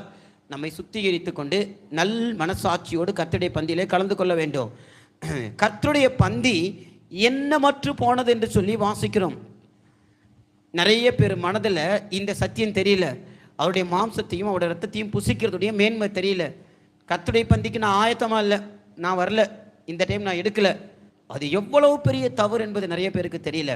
அதனால தான் கர்த்தர் இன்றைக்கு எபிரோனுக்கு வாங்க என்று சொல்கிறார். எபிரோனிலே ஒரு பலிபீடமும் அந்த பலிபீடத்துக்கு அடுத்தவைகளை புசிக்கக்கூடிய அனுபவம் நமக்கு உண்டு. அப்படி இந்த கர்த்தருக்கு அடுத்தவைகளை புசிக்கும்படி அந்த பலிபீடத்திலே அவருடைய மாம்சமும் இரத்தமும் நமக்கு வைத்திருக்கிறார். அதை புசிக்கும் போது இதை குறித்து நாம் யோவான் 6ஆம் அதிகாரத்தில் வாசிக்கும் போது, யோவான் 6ஆம் அதிகாரத்தில் வாசிக்கும் போது 54ஆம் வசனத்திலிருந்து, என் மாம்சத்தை புசித்து என் இரத்தத்தை பானம் பண்ணுகிறவனுக்கு நித்திய ஜீவன் உண்டு. அடுத்து 56ஆம் வசனத்தை வாசிக்கும் போது, என் மாம்சத்தை புசித்து என் இரத்தத்தை பானம் பண்ணுகிறவன் என்னிலே நிலைத்திருக்கிறான். அல்லேலூயா. நீங்கள் நினைக்கிறீங்க கர்த்தருடைய பந்திக்கு நான் ஆயத்தமாக வரலை அப்படின்னு சொல்லி இந்த பந்தியை நம்ம தள்ளி விடும்போது கர்த்தரை விட்டு நாம் பிரிகிறோம், அவரை நிலைத்திருக்க கூடாதவர்களாக போகிறோம். எனவே தான் 15ஆம் அதிகாரத்தில் நாம் வாசிக்கும் போது, நானே மெய்யான திராட்சை செடி, நீங்கள் என்னில நிலைத்திருங்கள். ஒரு திராட்சை கொடியானது அந்த செடியோடு நிலைத்திராவிட்டால் அது தானாய் கனி கொடுக்க முடியாது. இன்றைக்கு நாம் கனியற்றவர்களாய், காய்ந்து போன சருகுகளாய், தூக்கி புறம்பே போடுவதற்கு ஏதுவாக, நெருப்பிலே எரிக்கப்படுவதற்கு ஏதுவாக நம்முடைய ஜீவியம் மனமடிவும் சோர்வும் காய்ந்து போன அனுபவம், கனியற்ற அனுபவம் எங்கே உண்டாகிறது என்றால், இந்த பலிபீடத்துக்கு அடுத்தவைகளை புசித்து எபிரோனிலே பலப்படாமல் இருக்கிறவர்கள் யாரோ அவர்கள் அவருக்குள் நிலைத்திருக்க முடியாது. எவ்வளவு மணி நேரம் வேணால் ஜெபிக்கலாம், ஆனால் கர்த்தருடைய பந்தியில் இந்த மாம்சத்தையும் ரத்தத்தையும் புசிக்காவிட்டால் நீ ஒரு நாளும் கர்த்தருக்குள்ள நிலைத்து இருக்க முடியாது. ஒருவேளை இருக்கலாம், தேவ சமூகத்துக்கு வரும்போது மட்டும் கர்த்தரோடு கூட இருக்கலாம். உலகத்துக்குள்ள போன உடனே அவருக்குள்ள நிலைச்சிருக்க முடியாமல் உலகத்துக்கு பின்பதாக போய்விடலாம். கர்த்தருக்குள் நிலைத்திருக்க வேண்டும். எந்த சந்தர்ப்பத்திலும் கிறிஸ்துவுக்குள் இருக்கிறவர்களாக நாம் காணப்பட வேண்டுமே. ஆனால் இந்த அப்பத்தை புசித்து அந்த பாத்திரத்தில் பானம் பண்ண வேண்டும். அந்த பலிபீடத்துக்கு அடுத்தவைகளை நாம் புசிக்க வேண்டும். அவர் அந்த பலிபீடம் தன்னுடைய சொந்த மாம்சத்தை பிட்டு கொடுக்கிறார். இன்றைக்கும் நம்முடைய பந்தியிலே கர்த்தர் வருவார், சொந்த மாம்சத்தை பிட்டு கொடுப்பார். அந்த மாம்சத்தை புசிக்கும் போது நாம் அவரோடு கூட நெருங்கி ஐக்கியமுள்ளவர்களாகிறோம். எபிரோனுக்கு போ, அங்கே ஒரு சுத்த களங்கமில்லாத பரிசுத்தமுள்ள ஒரு மாம்சமும் ரத்தம் உனக்காக காத்திருக்கிறது. அங்கே ஒரு பலிபீடம் இருக்கிறது. கர்த்தர் இன்றைய காலை வேளையில நம் ஒவ்வொருவரையும் பார்த்து அழைக்கிறார், நீ எபிரோனுக்கு போ, அங்கே பழுதில்லாத களங்கமில்லாத ஒரு தூய ரத்தம் உனக்காக காத்திருக்கிறது. நீ எபிரோனுக்கு போ, அங்கே ஒரு பரிசுத்தமுள்ள குற்றமற்ற பாவமில்லாத ஒரு மாம்சம் அங்கே காத்திருக்கிறது. இந்த இயேசுடைய மாம்சம் எப்படிப்பட்ட மாம்சம் தெரியுமா? நம்ம எல்லாருக்கும் தெரிஞ்ச ஒரு விஷயம்தான். இயேசு பிறக்கும் போது மரியாள் பரிசுத்த ஆவின் பலத்தினாலே அவள் கர்ப்பமானாள் என்று வாசிக்கிறோம். மாம்ச சித்தத்தின்படி இயேசு பிறக்கல, கணவனை அறியாமலே அவள் கர்ப்பமானாள். பொதுவாக சாதாரணமாக பிறக்கக்கூடிய குழந்தைகள் எடுத்துக்கொள்ளும் போது தகப்பனிடத்திலிருந்து தாயினிடத்திலிருந்து வரக்கூடிய குரோமோசோம்கள் 23 மொத்தம் 46 குரோமோசோம்கள் ஒரு குழந்தைக்கு, ஒரு மனுஷனுக்குள்ளே இருக்குது. தகப்பனிடத்திலிருந்தும் தாயினிடத்திலிருந்தும் 23 வருது. ஆனால் இயேசு தகப்பனல்ல, மாம்ச சித்தத்தின்படி பிறக்கலை, பரிசுத்தாவின் பலத்தினால பிறந்தார். இயேசுடைய மாம்சத்தில் 23 குரோமோசோம் தான்.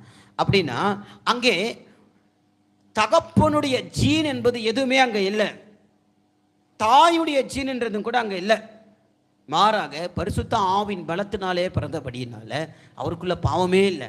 இப்போ தாவீது சொல்லும்போது, என் தாய் என்னை பாவத்தில் கர்ப்பம் தரித்தாள். நம்ம கர்ப்பத்தில் உருவாகும் போதே பாவத்தில் தான் நம்ம மனுஷன் உருவாகிட்டு இருக்கிறோம். தாயுடைய 23, தகப்பனுடைய 23 எல்லாம் சேர்ந்து பாவம். நம்முடைய ரத்தத்தில் பாவம் தான் ஊறி இருக்கு. ஆனால் இயேசுவோ பரிசுத்தாவின் பலத்தினால இயேசு பிறந்தபடியினால அந்த மாம்சத்தில் பாவமே இல்லை. அல்லேலூயா. நான் அதிகமான நேரங்களில் விசுவாசிக்கிறேன், அந்த மாம்சம் ஆண்டவரே, ஒரு சின்ன துண்டு, அது ரொட்டியாக இருக்கலாம், ஒரு பிரெட்டாக இருக்கலாம், இது மாம்சம் என்று நான் விசுவாசிக்கிறேன். இதில் எவ்வளோ வேணும் பாவம் இல்லை.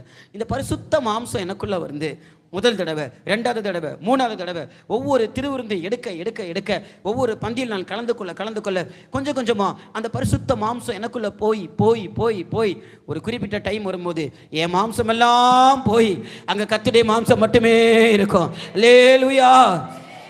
கொஞ்ச நாள் ஆக என் ரத்தமெல்லாம் குறைஞ்சு அவருடைய ரத்தம் எனக்குள்ள அதிகமாயிடும். அல்லேலூயா. நாளுக்கு நாள் அங்கே தாவீது பலப்பட்டான், வர பலத்தான்.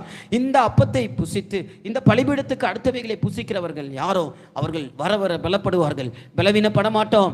கடந்த நாட்களில் நீங்கள் ஒருவேளை கர்த்தருடைய பந்தியை தள்ளிவிட்டபடினால கிறிஸ்துவுக்கு நிலைத்திருக்க கூடாமல் ஆண்டவர் விட்டு தூரம் போய், ஆண்டவர் விட்டு ஒரு பின்மாற்ற நிலவரத்தில் அவிசுவாசத்தோடு சோர்வுகளோடு காய்ந்து கனியற்ற நிலவரத்தோடு இந்த இடத்துல வந்திருக்கலாம். கர்த்தர் இன்றைக்கு உங்களோடு கூட பேசுகிறார்.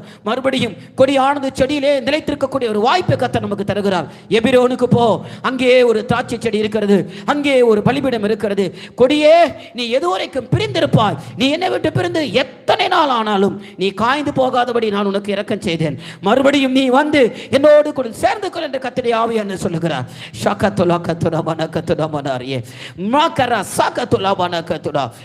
இயல்பாக ஒரு கொடியானது செடியிலே நிலைத்திராவிட்டால் அது கனி கொடுக்க முடியாது, காய்ந்து உலர்ந்து போகும்.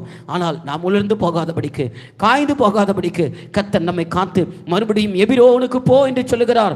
அங்கே ஒரு பலிபீடம் இருக்கிறது, போவோம், ஓடி போய் அந்த பலிபீடத்தை கட்டி பிடித்துக் கொள்வோம். அந்த பலிபீடத்துக்கு அடுத்தவைகளை அவர் நமக்கு எடுத்துக் கொடுப்பார். அவர் கரத்திலே வாங்கி புசிப்போம்.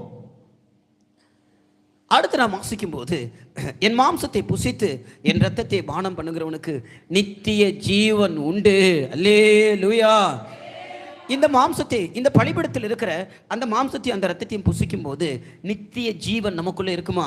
அப்படியானா அப்படி அர்த்தம் என்னன்னா, பாவம் செய்கிற எந்த ஆத்மாவும் சாகும். ஆனா இந்த மாம்சத்தை புசித்து இந்த அப்பத்தை இந்த இரத்தத்தை பானம் பண்ணும்போது நம்முடைய பாவத்தினால உண்டான அந்த மரணம் நீங்கப்படும். நித்திய ஜீவன் நமக்குள்ள மறுபடியும் புதுப்பித்து வரும். எனவே தான் இந்த பந்தியில் கலந்திருக்கும் முன்னதாக பாவத்தோடு இல்லை, அசுத்த கைகளோடு கூட இல்லை, ஒரு துர்மனசாட்சியோடு கூட இல்லை, சுத்த இதயத்தோடும் நல் மனசாட்சியோடும் தெளிந்த ஒரு புத்தி உள்ளவர்களாய் நம்மை சுத்திகரித்து நிதானித்து அறிந்து கர்த்தருடைய பந்தியிலே நாம் கலந்து கொள்ள வேண்டும். எனவே எபிரோனுக்கு போகும்போது முதலாவது ஆபிரகாமுடைய கூடாரத்தின் அனுபவம், அங்கே தேவ சத்தம் உண்டாகிறது. இரண்டாவது அங்கே ஆபிரகாமுடைய பலிபீடத்தின் அனுபவம், அங்கே தேவனுக்கும் நமக்கும் ஐக்கியம் உண்டாகக்கூடிய ஒரு அனுபவம் உண்டாகிறது. கடைசியாக எபிரோனை குறித்து சொல்லப்பட்ட ஒரே வார்த்தை சொல்லி முடிக்கிறேன். யோசுவா 21ஆம் அதிகாரம் 13ஆம் வசனத்தை நாம் வாசிக்கும் போது, யோசுவா 21ஆம் அதிகாரம் 13ஆம் வசனம்.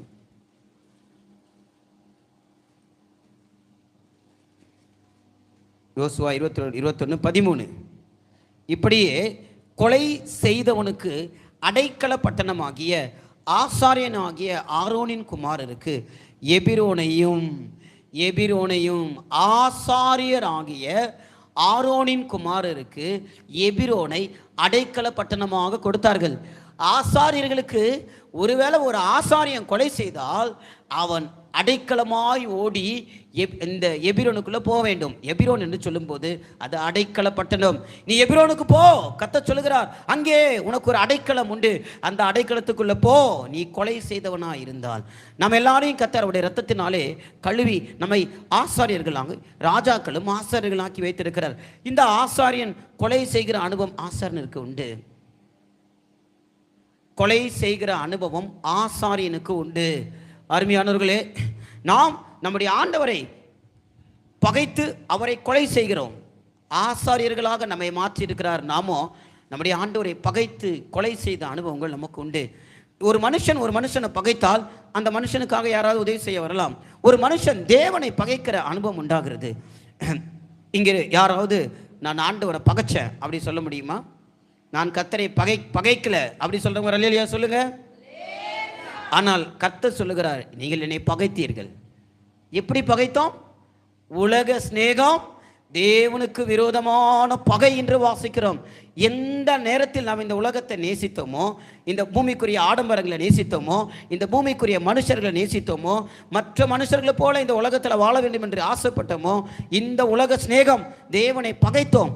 தேவனை பகைத்து நாம் அவரை சிலுவையில் அறிந்து அவரை கொலை செய்தோம். அப்படி கொலை செய்தவன் தங்கும்படியாக இந்த எபிரோனிலே ஒரு அடைக்கல பட்டணம் உண்டு. நீ எபிரோனுக்கு ஓடிப்போ, அங்கே ஒரு அடைக்கல பட்டணம் உண்டு. இந்த அடைக்கலை பட்டணத்தை குறித்து நான் சுருக்கமாக சொல்லி முடிக்கிறேன். அடைக்கல பட்டணத்தை குறித்து சொல்லும்போது அங்கே ஒரு பிரதான ஆசாரியன் இருக்கிறான். அந்த அடைக்கல பட்டணத்துக்குள்ள கொலை செய்து ஒருவன் உள்ளே போய்விட்டால், அல்லது ஏதாவது ஒரு தவறு செய்துட்டு உள்ளே போன உடனே, அந்த அடைக்கல பட்டணத்துக்குள்ளே போன உடனே தன் பாவத்தை அவன் கத்தி கூச்சலிட்டு அறிக்கை செய்ய வேண்டுமாம். அப்போது அவனுக்கு அங்கே அடைக்கலம் கிடைக்கும். இன்றைக்கும் இந்த எபிரோனுக்கு போ என்று சொல்லுகிற கர்த்தர் அங்கே நமக்காக ஒரு ஒரு ஒரு அடைக்கல பட்டணத்தையும் அங்கே ஒரு பிரதான ஆசாரியையும் வைத்திருக்கிறார். அந்த நியாய பிரமாணத்தின்படி அந்த அடைக்கல பட்டணத்துக்குள்ளே போகிற ஒரு மனுஷன் அந்த அடைக்கல பட்டணத்துக்குள்ளே இருக்கலாம். நான் ஒருத்தனை கொலை செஞ்சதுனால என்னை ஒருத்தன் துரத்திட்டே வரான்னு சொன்னால், என்னை பழி வாங்கும்படி ஒருத்தன் துரத்திட்டே வரான்னா, நான் ஓடி போய் இந்த அடைக்கல பட்டணத்துக்குள்ளே வந்துட்டா அதுக்கப்புறம் அவன் என்னை தொட முடியாது, அதுக்கப்புறம் அவன் உள்ளே வர முடியாது. அந்த அடைக்கல பட்டணத்துக்குள்ள ஒரு பிரதான ஆசாரியன் இருக்கிறான். அந்த ஆசாரியன் உயிரோடு இருக்கிற நாளளவும் அவன் அந்த அடைக்கல பட்டணத்துக்குள்ளேயே இருக்கலாம். ஆனால் அந்த ஆசாரியன் மரித்ததுக்கு அப்புறம் அதை விட்டு வெளியில் போகணும். அருமையானவர்களே, நமக்கு ஒரு அடைக்கல பட்டணம் எபிரோன் இருக்கிறது. அங்கே எல்லா விதத்தில் நம்மை போல சோதிக்கப்பட்ட பிரதான ஆசாரியர் ஒருவர் இருக்கிறார். நம்முடைய பலவீனங்களுக்காக பரிதபிக்கக்கூடிய ஒரு பிரதான ஆசாரியர் இருக்கிறார். அவர் என்றென்றைக்கும் மரணத்தை காணாத ஒரு பிரதான ஆசாரியர் இருக்கிறார். எந்த நேரத்திலும் நாம் அவரிடத்தில் அடைக்கலம் போய்விடலாம். எபிரோனுக்கு போ, நீ அடைக்கலமாய் அங்கே ஓடிப்போ, அங்கே ஒரு பிரதான ஆசாரியர் இருக்கிறார். என்றென்றைக்கும் ஜீவனோடு இருக்கிற நம்முடைய பலவீனங்களுக்காக பரிந்து பேசக்கூடிய ஒரு பிரதான ஆசாரியர் இருக்கிறார். அந்த அடைக்கல நீ காணப்பட்டால் அந்த பிரதான ஆசாரியன் இருக்கிற வரைக்கும் நாம் அவரோடு கூட நெருங்கி சேர்வதற்கான எல்லா வழியும் உண்டாகும். அல்லேலூயா. நீ எபிரோனுக்கு போ என்று தாவீதுக்கு சொன்னபோது தாவீது இந்த எபிரோனுக்கு ஓடி போனான். அங்கே தாவீதுக்கு அபிஷேகம் கிடைத்தது. ராஜாவின் அபிஷேகம் அங்கே தாவீதுக்கு கிடைத்தது. அந்த எபிரோனில் தான் தாவீதுடைய அபிஷேகம் உறுதிப்படுத்தப்பட்டது. தாவீது 3 முறை அபிஷேகம் பண்ணப்பட்டான். முதலாம் தரம் அறியாமையிலே தாவீது தெரியாமல் இருந்த நேரத்தில் சாமுவேல் தாவீதுடைய வீட்டுக்கு போய் அபிஷேகம் பண்ணினான். ஆனால் இஸ்ரவேலின் மேலும் யூதாவின் மேலும் அவன் ராஜாவாக அபிஷேகம் பண்ணப்பட்டான். அது எபிரோனிலே அவன் அபிஷேகம் பண்ணப்பட்டான். இந்த எபிரோனிலே ராஜாவின் அபிஷேகம் நமக்காக காத்திருக்கிறது. இந்த அடைக்கல பட்டணத்திலே ராஜாவின் அபிஷேகம் நமக்கு காத்திருக்கிறது. இந்த கூடாரத்துக்குள்ளே ராஜாவின் அபிஷேகம் காத்திருக்கிறது. இந்த பலிபீடத்திலே ராஜாவின் அபிஷேகம் காத்திருக்கிறது. இந்த எபிரோனுக்குள் வரும்போது ராஜாவின் அபிஷேகம் முழு யூதாவின் மேலும் இஸ்ரவேலின் மேலும் அவன் ராஜாவாகும்படியாக ஒரு அபிஷேகம் அவனுக்கு கிடைத்தது. நாம் தாவீதை குறித்து வாசிக்கும் போது இந்த அபிஷேகம் தாவீது செய்த யுத்தத்தில் ஒரு யுத்தத்திலும் அவன் தோற்று போனதாக வேதம் நமக்கு சொல்லல. கர்த்தர் எபிரோனிலே தாவீதுக்கு தந்த அபிஷேகம் அவனை முற்று முடிய ஜெயாலியாய் நிறுத்தினது. நம்மையும் கர்த்தர் இந்த எபிரோனுக்கு அழைக்கிறார். எபிரோனுக்கு போனால் அங்கே நமக்கு முற்றிலும் ஜெயம் கொள்ளக்கூடிய ஒரு அபிஷேகம் நமக்கு அங்கே ஆயத்தமாக்கப்பட்டிருக்கிறது. எனவே இந்த காலை நேரத்திலும் கர்த்தருடைய வார்த்தைக்கு நாம் ஒப்பு கொடுப்போம். கர்த்தர் இன்றைக்கு என்னோடு கூட பேசியிருக்கிறார் என்று சொல்லுகிறவர்கள் எல்லாரும் நம்முடைய முழங்கால்களை முடக்குவோம். கர்த்தாவே, நான் எபிரோனுக்கு வருகிறேன் என்று சொல்லுங்கள். ஆண்டவரே, நான் எபிரோனுக்கு வருகிறேன் என்று சொல்லுங்கள். முழங்கால் முடக்கி நம்முடைய கண்களை மூடி நம்முடைய வாழ்க்கையை, நம்முடைய ஆவி, ஆத்மா, சரீரத்தை தேவ சத்தத்துக்கும் அவருடைய சித்தத்துக்கும் ஒப்பு கொடுப்போமாக.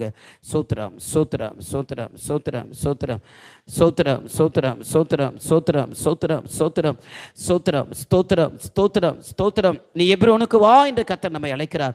எத்தனை பேர் வருவதற்கு ஆயத்தமா இருக்கிறோம்? ரிபஹல் தராக்கத்துர் பஹன் தராங்க தராங்கத்ததாங்கத்தடமனா லபங்கத்தடானியா.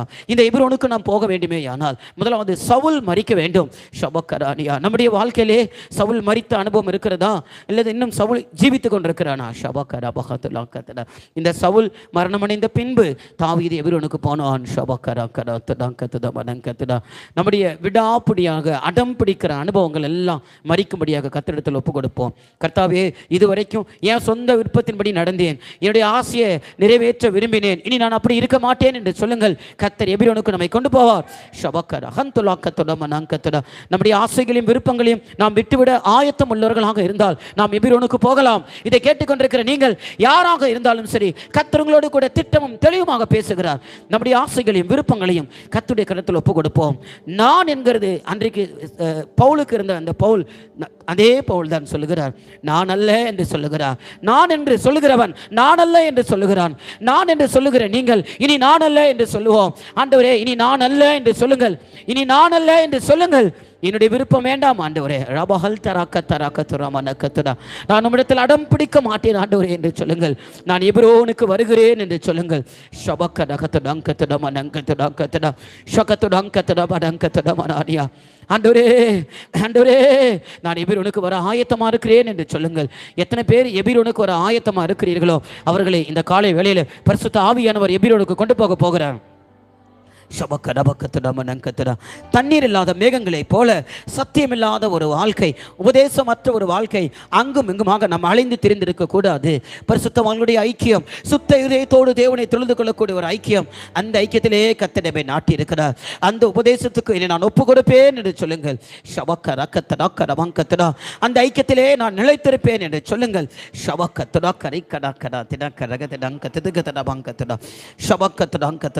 மாய்மாலம் அற்ற, பட்சபாதமற்ற, பண ஆசை அற்ற, சுத்த இருதயம் உள்ளவர்களாய் நாங்கள் ஜீவிப்போம் ஆண்டவரே. ஷக்கத்தடா கதை கடா கத்தடா கரகத்தடங் கத்தடா ஷிக்கத்துதங் கரபதுலங் கத்தடங் கத்தடங் கத்தடா. ஏழை என்றும் ஐஸ்வர்யவான் என்றும் இல்லை கர்த்தாவே. உபதேசத்தில் குறித்து நாங்கள் மாயம் செய்கிறவர்களாக இருக்க மாட்டோம். பட்சபாதம் உள்ளவர்களாய் இருப்போம் ஆண்டவரே. ஷபக்கதபத்துல்லா கத்தடா. எபிரோனிலே நாங்கள் தங்கி இருப்போம். ஷபத்துல்லாங் கரகத்தடங் கத்தடா. தேவனோடு ஒரு நெருங்கிய ஐக்கியம் உண்டாகும்படியாக, இந்த இயேசுவோடு கூட ஐக்கியம் உண்டாகும்படியாக கர்த்தர் நம்மை அழைக்கிறார். இந்த எபிரோனிலே ஒரு கூடாரம் உண்டு. அந்த கூடாரத்திலே தேவ சத்தம் கேட்கும். ஷபக்கடாத்தடா. இந்த காலை வேளையில தேவ சத்தம் நமக்கு உண்டா இருக்கிறது. எபிரோனின் கூடாரத்தின் அனுபவம் நமக்கு உண்டா இருக்கிறது. அதே போல இன்னொரு சத்தமும் கூட அந்த கூடாரத்திலே இருந்தது. வாக்கு தத்தத்தை விசுவாசித்து கர்த்தரை துதிக்கிற ஒரு சத்தம்.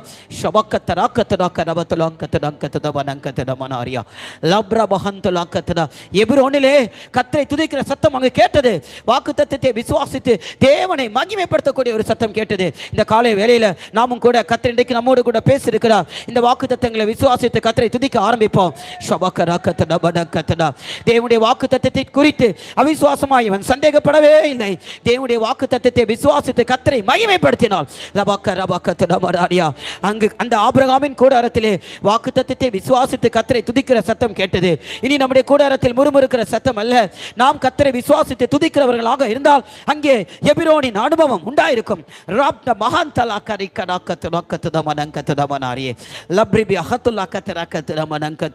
அங்கே எப்ரோனிலே ஒரு பலிபீடம் இருக்கிறது.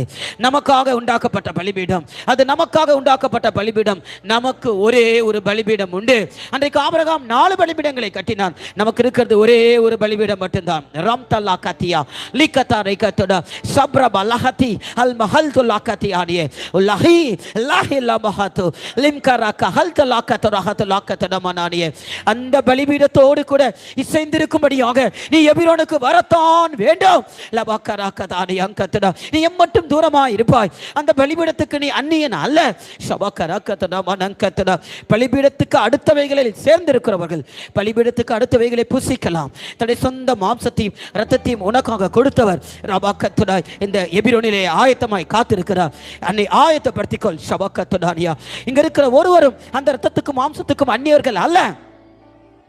Labria halhati akata mahatari limrakati rakashakata mafatulakati alahi marafatulakatira ullahi lahi lamahatu rimakati kanara likadania shakadune ribatulaka shababalukadunai ullahi lahi lamahatuna elohi marhantaraka shakata lamahati நீ அந்நியன் அல்ல.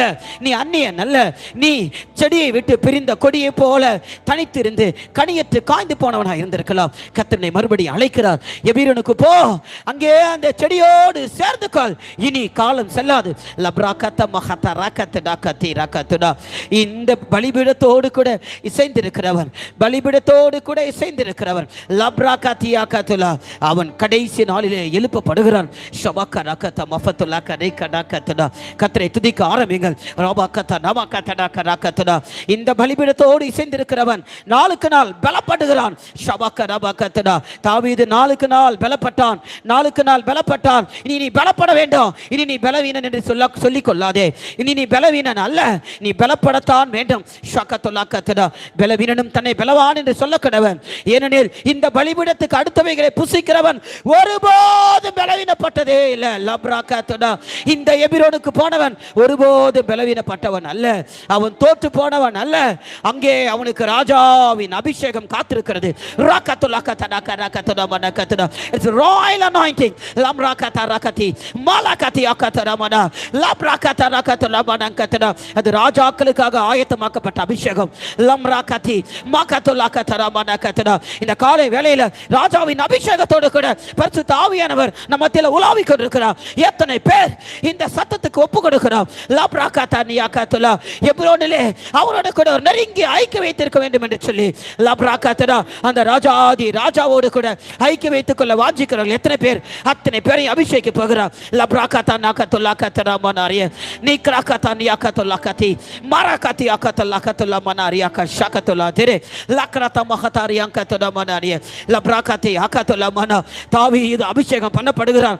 லம்ராகதியா நிகதுரா மனகதுரா கர்த்தருடைய வார்த்தைக்கு செவி கொடுத்து எபிரோனுக்கு போன தாவீதுக்கு ராஜாவின் அபிஷேகம் காத்திருந்தது.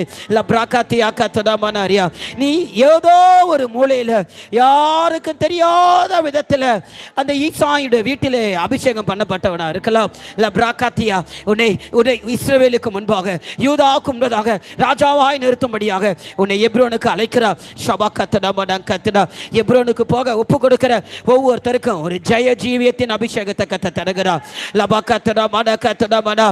சத்ருவை இனி நீ காணமாட்டாய். தாவீது செய்த யுத்தத்தில் எல்லாவற்றிலும் கர்த்தர் அவனுக்கு ஜெயம் தந்தார். ஜெயம் கொடுக்கிற அபிஷேகம், ஜெயம் கொடுக்கிற அபிஷேகம்.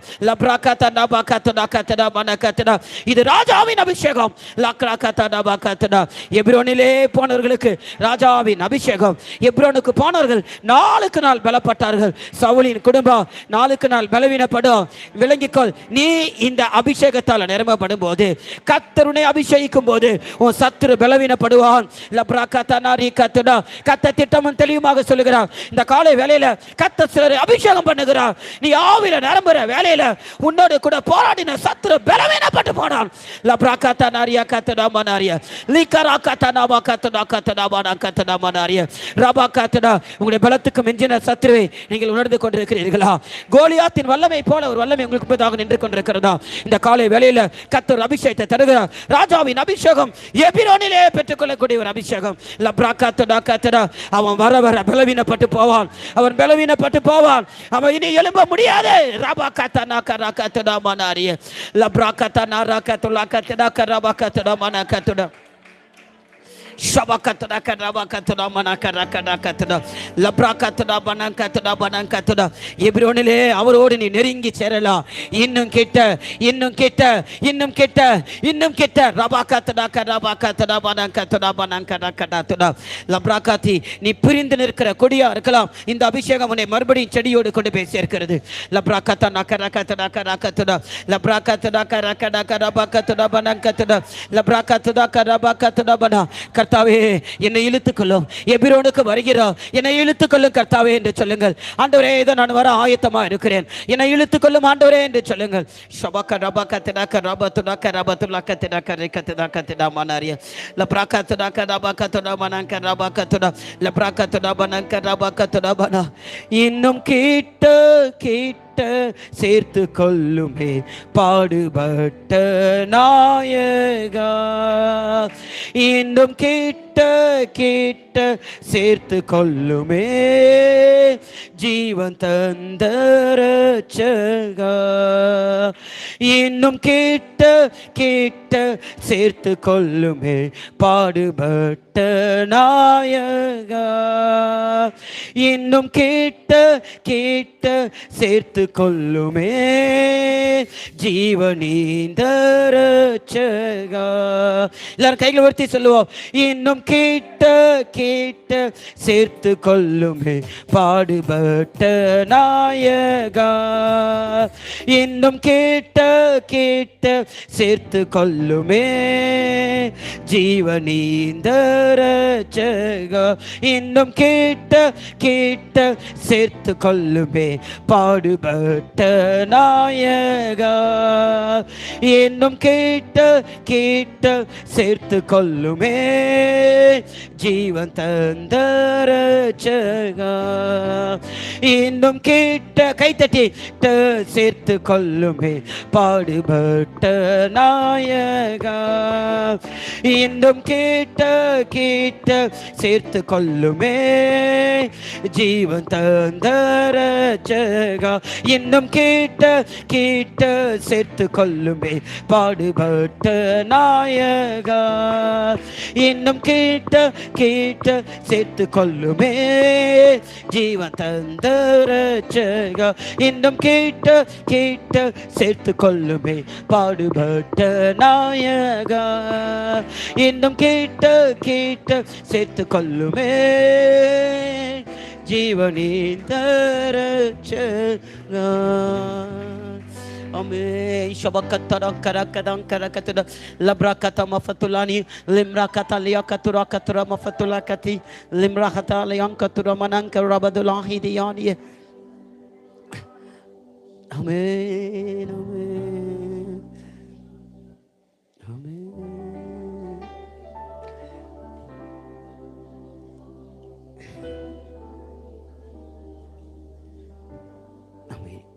நீ எபிரோனுக்கு போ என்று நம்மை அனுப்புகிறவர் நமக்கு முன்பதாக அங்கே நமக்காக ஆயத்தத்தோடு காத்திருக்கிறார். ஷபாகத்தடமனா, நாம் வருவோம், எபிரோனுக்கு வருவோம் என்று காத்திருக்கிறார். ஷபாகத்ததா, அந்த பலிபீடம் நமக்காக காத்திருக்கிறது. ஷபாகத்தடமனா. ஆமென். கர்த்தருடைய கரத்தில் என்னை ஒப்பு கொடுத்து கர்த்தரை ஸ்தோத்திரம் பண்ணுவோம். ஸ்தோத்திரம் ஸ்தோத்திரம் ஸ்தோத்திரம் ஸ்தோத்திரம் ஸ்தோத்திரம் ஸ்தோத்திரம் ஸ்தோத்திரம் ஸ்தோத்திரம் ஸ்தோத்திரம் ஸ்தோத்திரம்.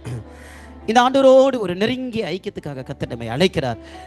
அந்த தேவ சத்தத்துக்காக ஸ்தோத்திரம் பண்ணுவோம். ஸ்தோத்திரம் ஸ்தோத்திரம் ஸ்தோத்திரம் ஸ்தோத்திரம் ஸ்தோத்திரம் ஸ்தோத்திரம். அந்த பலிபீடத்தின் அனுபவங்களுக்காக ஸ்தோத்திரம் பண்ணுவோம். ஸ்தோத்திரம் ஸ்தோத்திரம் ஸ்தோத்திரம் ஸ்தோத்திரம். அடைக்கல பட்டணத்திலே அடைக்கலமாய் ஓடி அந்த எபிரோனிலே தஞ்சம் கொள்ள கர்த்தர் கிருபை தரும்படியாய் ஸ்தோத்திரம் பண்ணுவோம். ஸ்தோத்திரம் ஸ்தோத்திரம் ஸ்தோத்திரம் ஸ்தோத்திரம் ஸ்தோத்திரம் ஸ்தோத்திரம் ஸ்தோத்திரம். அந்த பிரதான ஆசாரியருக்காய் ஸ்தோத்திரம் பண்ணுவோம். ஸ்தோத்திரம் ஸ்தோத்திரம் ஸ்தோத்திரம். தொடர்ந்து இன்றைக்கும் நடக்கிற அந்த கர்த்தருடைய பந்தியை கர்த்தர் ஆசீர்வதிக்கும்படியாக கர்த்தரை ஸ்தோத்திரம் பண்ணுவோம். அன்றைக்கு மேல் வீட்டு அறையிலே வந்த இயேசு இந்த மாலை நேரத்திலும் இன்றைக்கும் மாலை நேரத்திலும் நம்மத்திலே கடந்து வர வேண்டும். அதற்காக ஸ்தோத்திரம் பண்ணுவோம். ஸ்தோத்திரம் ஸ்தோத்திரம் ஸ்தோத்திரம். எல்லா துதியும் கனமும் மகிமையும் கர்த்தருக்குரியது. அதை கர்த்தருக்கே செலுத்தி ஸ்தோத்திரம் பண்ணுவோம். ஸ்தோத்திரம் ஸ்தோத்திரம் ஸ்தோத்திரம் ஸ்தோத்திரம். பிதாவே, வானத்துக்கும் பூமிக்கும் ஆண்டவரே, இந்த காலை நேரத்திலும் உம்முடைய சமூகத்திலே எங்களை கொண்டு வந்து சேர்த்தீர், அபிஷேகித்தீர். ஆண்டவரே, உம்மை ஆராதிக்க உதவி செய்தீர், ஜீவனுள்ள வார்த்தைகளை தந்தீர். இன்றைக்கும் நீர் எங்களை நேசிக்கிறீர் என்பதை ஒன்று கூட விளங்க பண்ணினபடினாலும் உமக்கு ஸ்தோத்திரம். எங்களுக்காக ஆயத்தமாக்கப்பட்டிருக்கிற அந்த பந்திக்காகவும் ஸ்தோத்திரம். சந்தோஷத்தோடும் நல் மனசாட்சியோடும் மிகுந்த தைரியத்தோடும் அந்த பந்தியிலே கலந்து கொள்ள கர்த்தர் எங்களுக்கு உதவி செய்யும்படி ஜெபிக்கிறோம். தொடர்ந்து உம்முடைய சமூகம் இங்கே வந்த ஒவ்வொருத்தரோடும் கூட இருக்கட்டும். இந்த வாரம் முழுவதும் எபிரோனின் அனுபவத்திலே நாங்கள் நிலைத்திருக்கட்டும். ஆண்டவரே, வந்த ஒவ்வொருவரையும் ஆசீர்வதியும், குடும்பங்களை ஆசீர்வதியும். ஆண்டவரே, ஒவ்வொருவரையும் பெயராய் ஆசீர்வதியும். இந்த வாரத்திலும் ஜனங்கள் ஒருவருக்கும் வியாதியோ பலவீனங்களோ ஒன்றும் தொடக்கூட எல்லாருடைய பிரயாணங்களிலும் போக்குவரத்திலும் கர்த்தருடைய கரம் கூட இருக்கட்டும். ஆண்டவரே, அவங்களுடைய தேவைகள் எல்லாம் சந்திக்கும்படியாக ஜெபிக்கிறோம். கர்த்தாவே, ஆண்டவரே, உங்களுடைய தயவுள்ள கரம் இந்த வாரம் முழுவதும் எங்களை எபிரோனிலே நடத்தட்டும். ஆண்டவரே, எங்களுடைய மரணமோ கர்த்தருடைய வருகையோ எதுவாக இருந்தாலும் எந்த சந்தர்ப்பத்திலும் உம்மை சந்திக்க நாங்கள் ஆயத்தம் உள்ளவர்களாக இருக்கட்டும். இனி நான் அல்ல என்கிற சத்தம் எங்கள் செவிகளில் துணித்து கொண்டே இருக்கட்டும். உங்களுடைய கரத்தில் ஒப்பு கொடுக்கிறோம். எல்லா துதியும் கனம் மகிமையும் நீர் எடுத்துக்கொள்ளும். மாறாத எங்கள் மீட்பர் இயேசுவின் நாமத்தில் ஜெபிக்கிறோம் பிதாவே. நம்முடைய பிதாவாகிய தேவனுடைய அன்பும் கர்த்தராகிய இயேசு கிறிஸ்துவுடைய கிருபையும் பரிசுத்த ஆவியானவருடைய அந்நியோன்ய ஐக்கியமும் காவலும் சமாதானமும் நம் யாவரோடும் கர்த்தருடைய வருகை மட்டும் இருப்பதாக. லேலுயா லேலுயா லேலுயா. எல்லாருக்கும் ஸ்தோத்திரம்.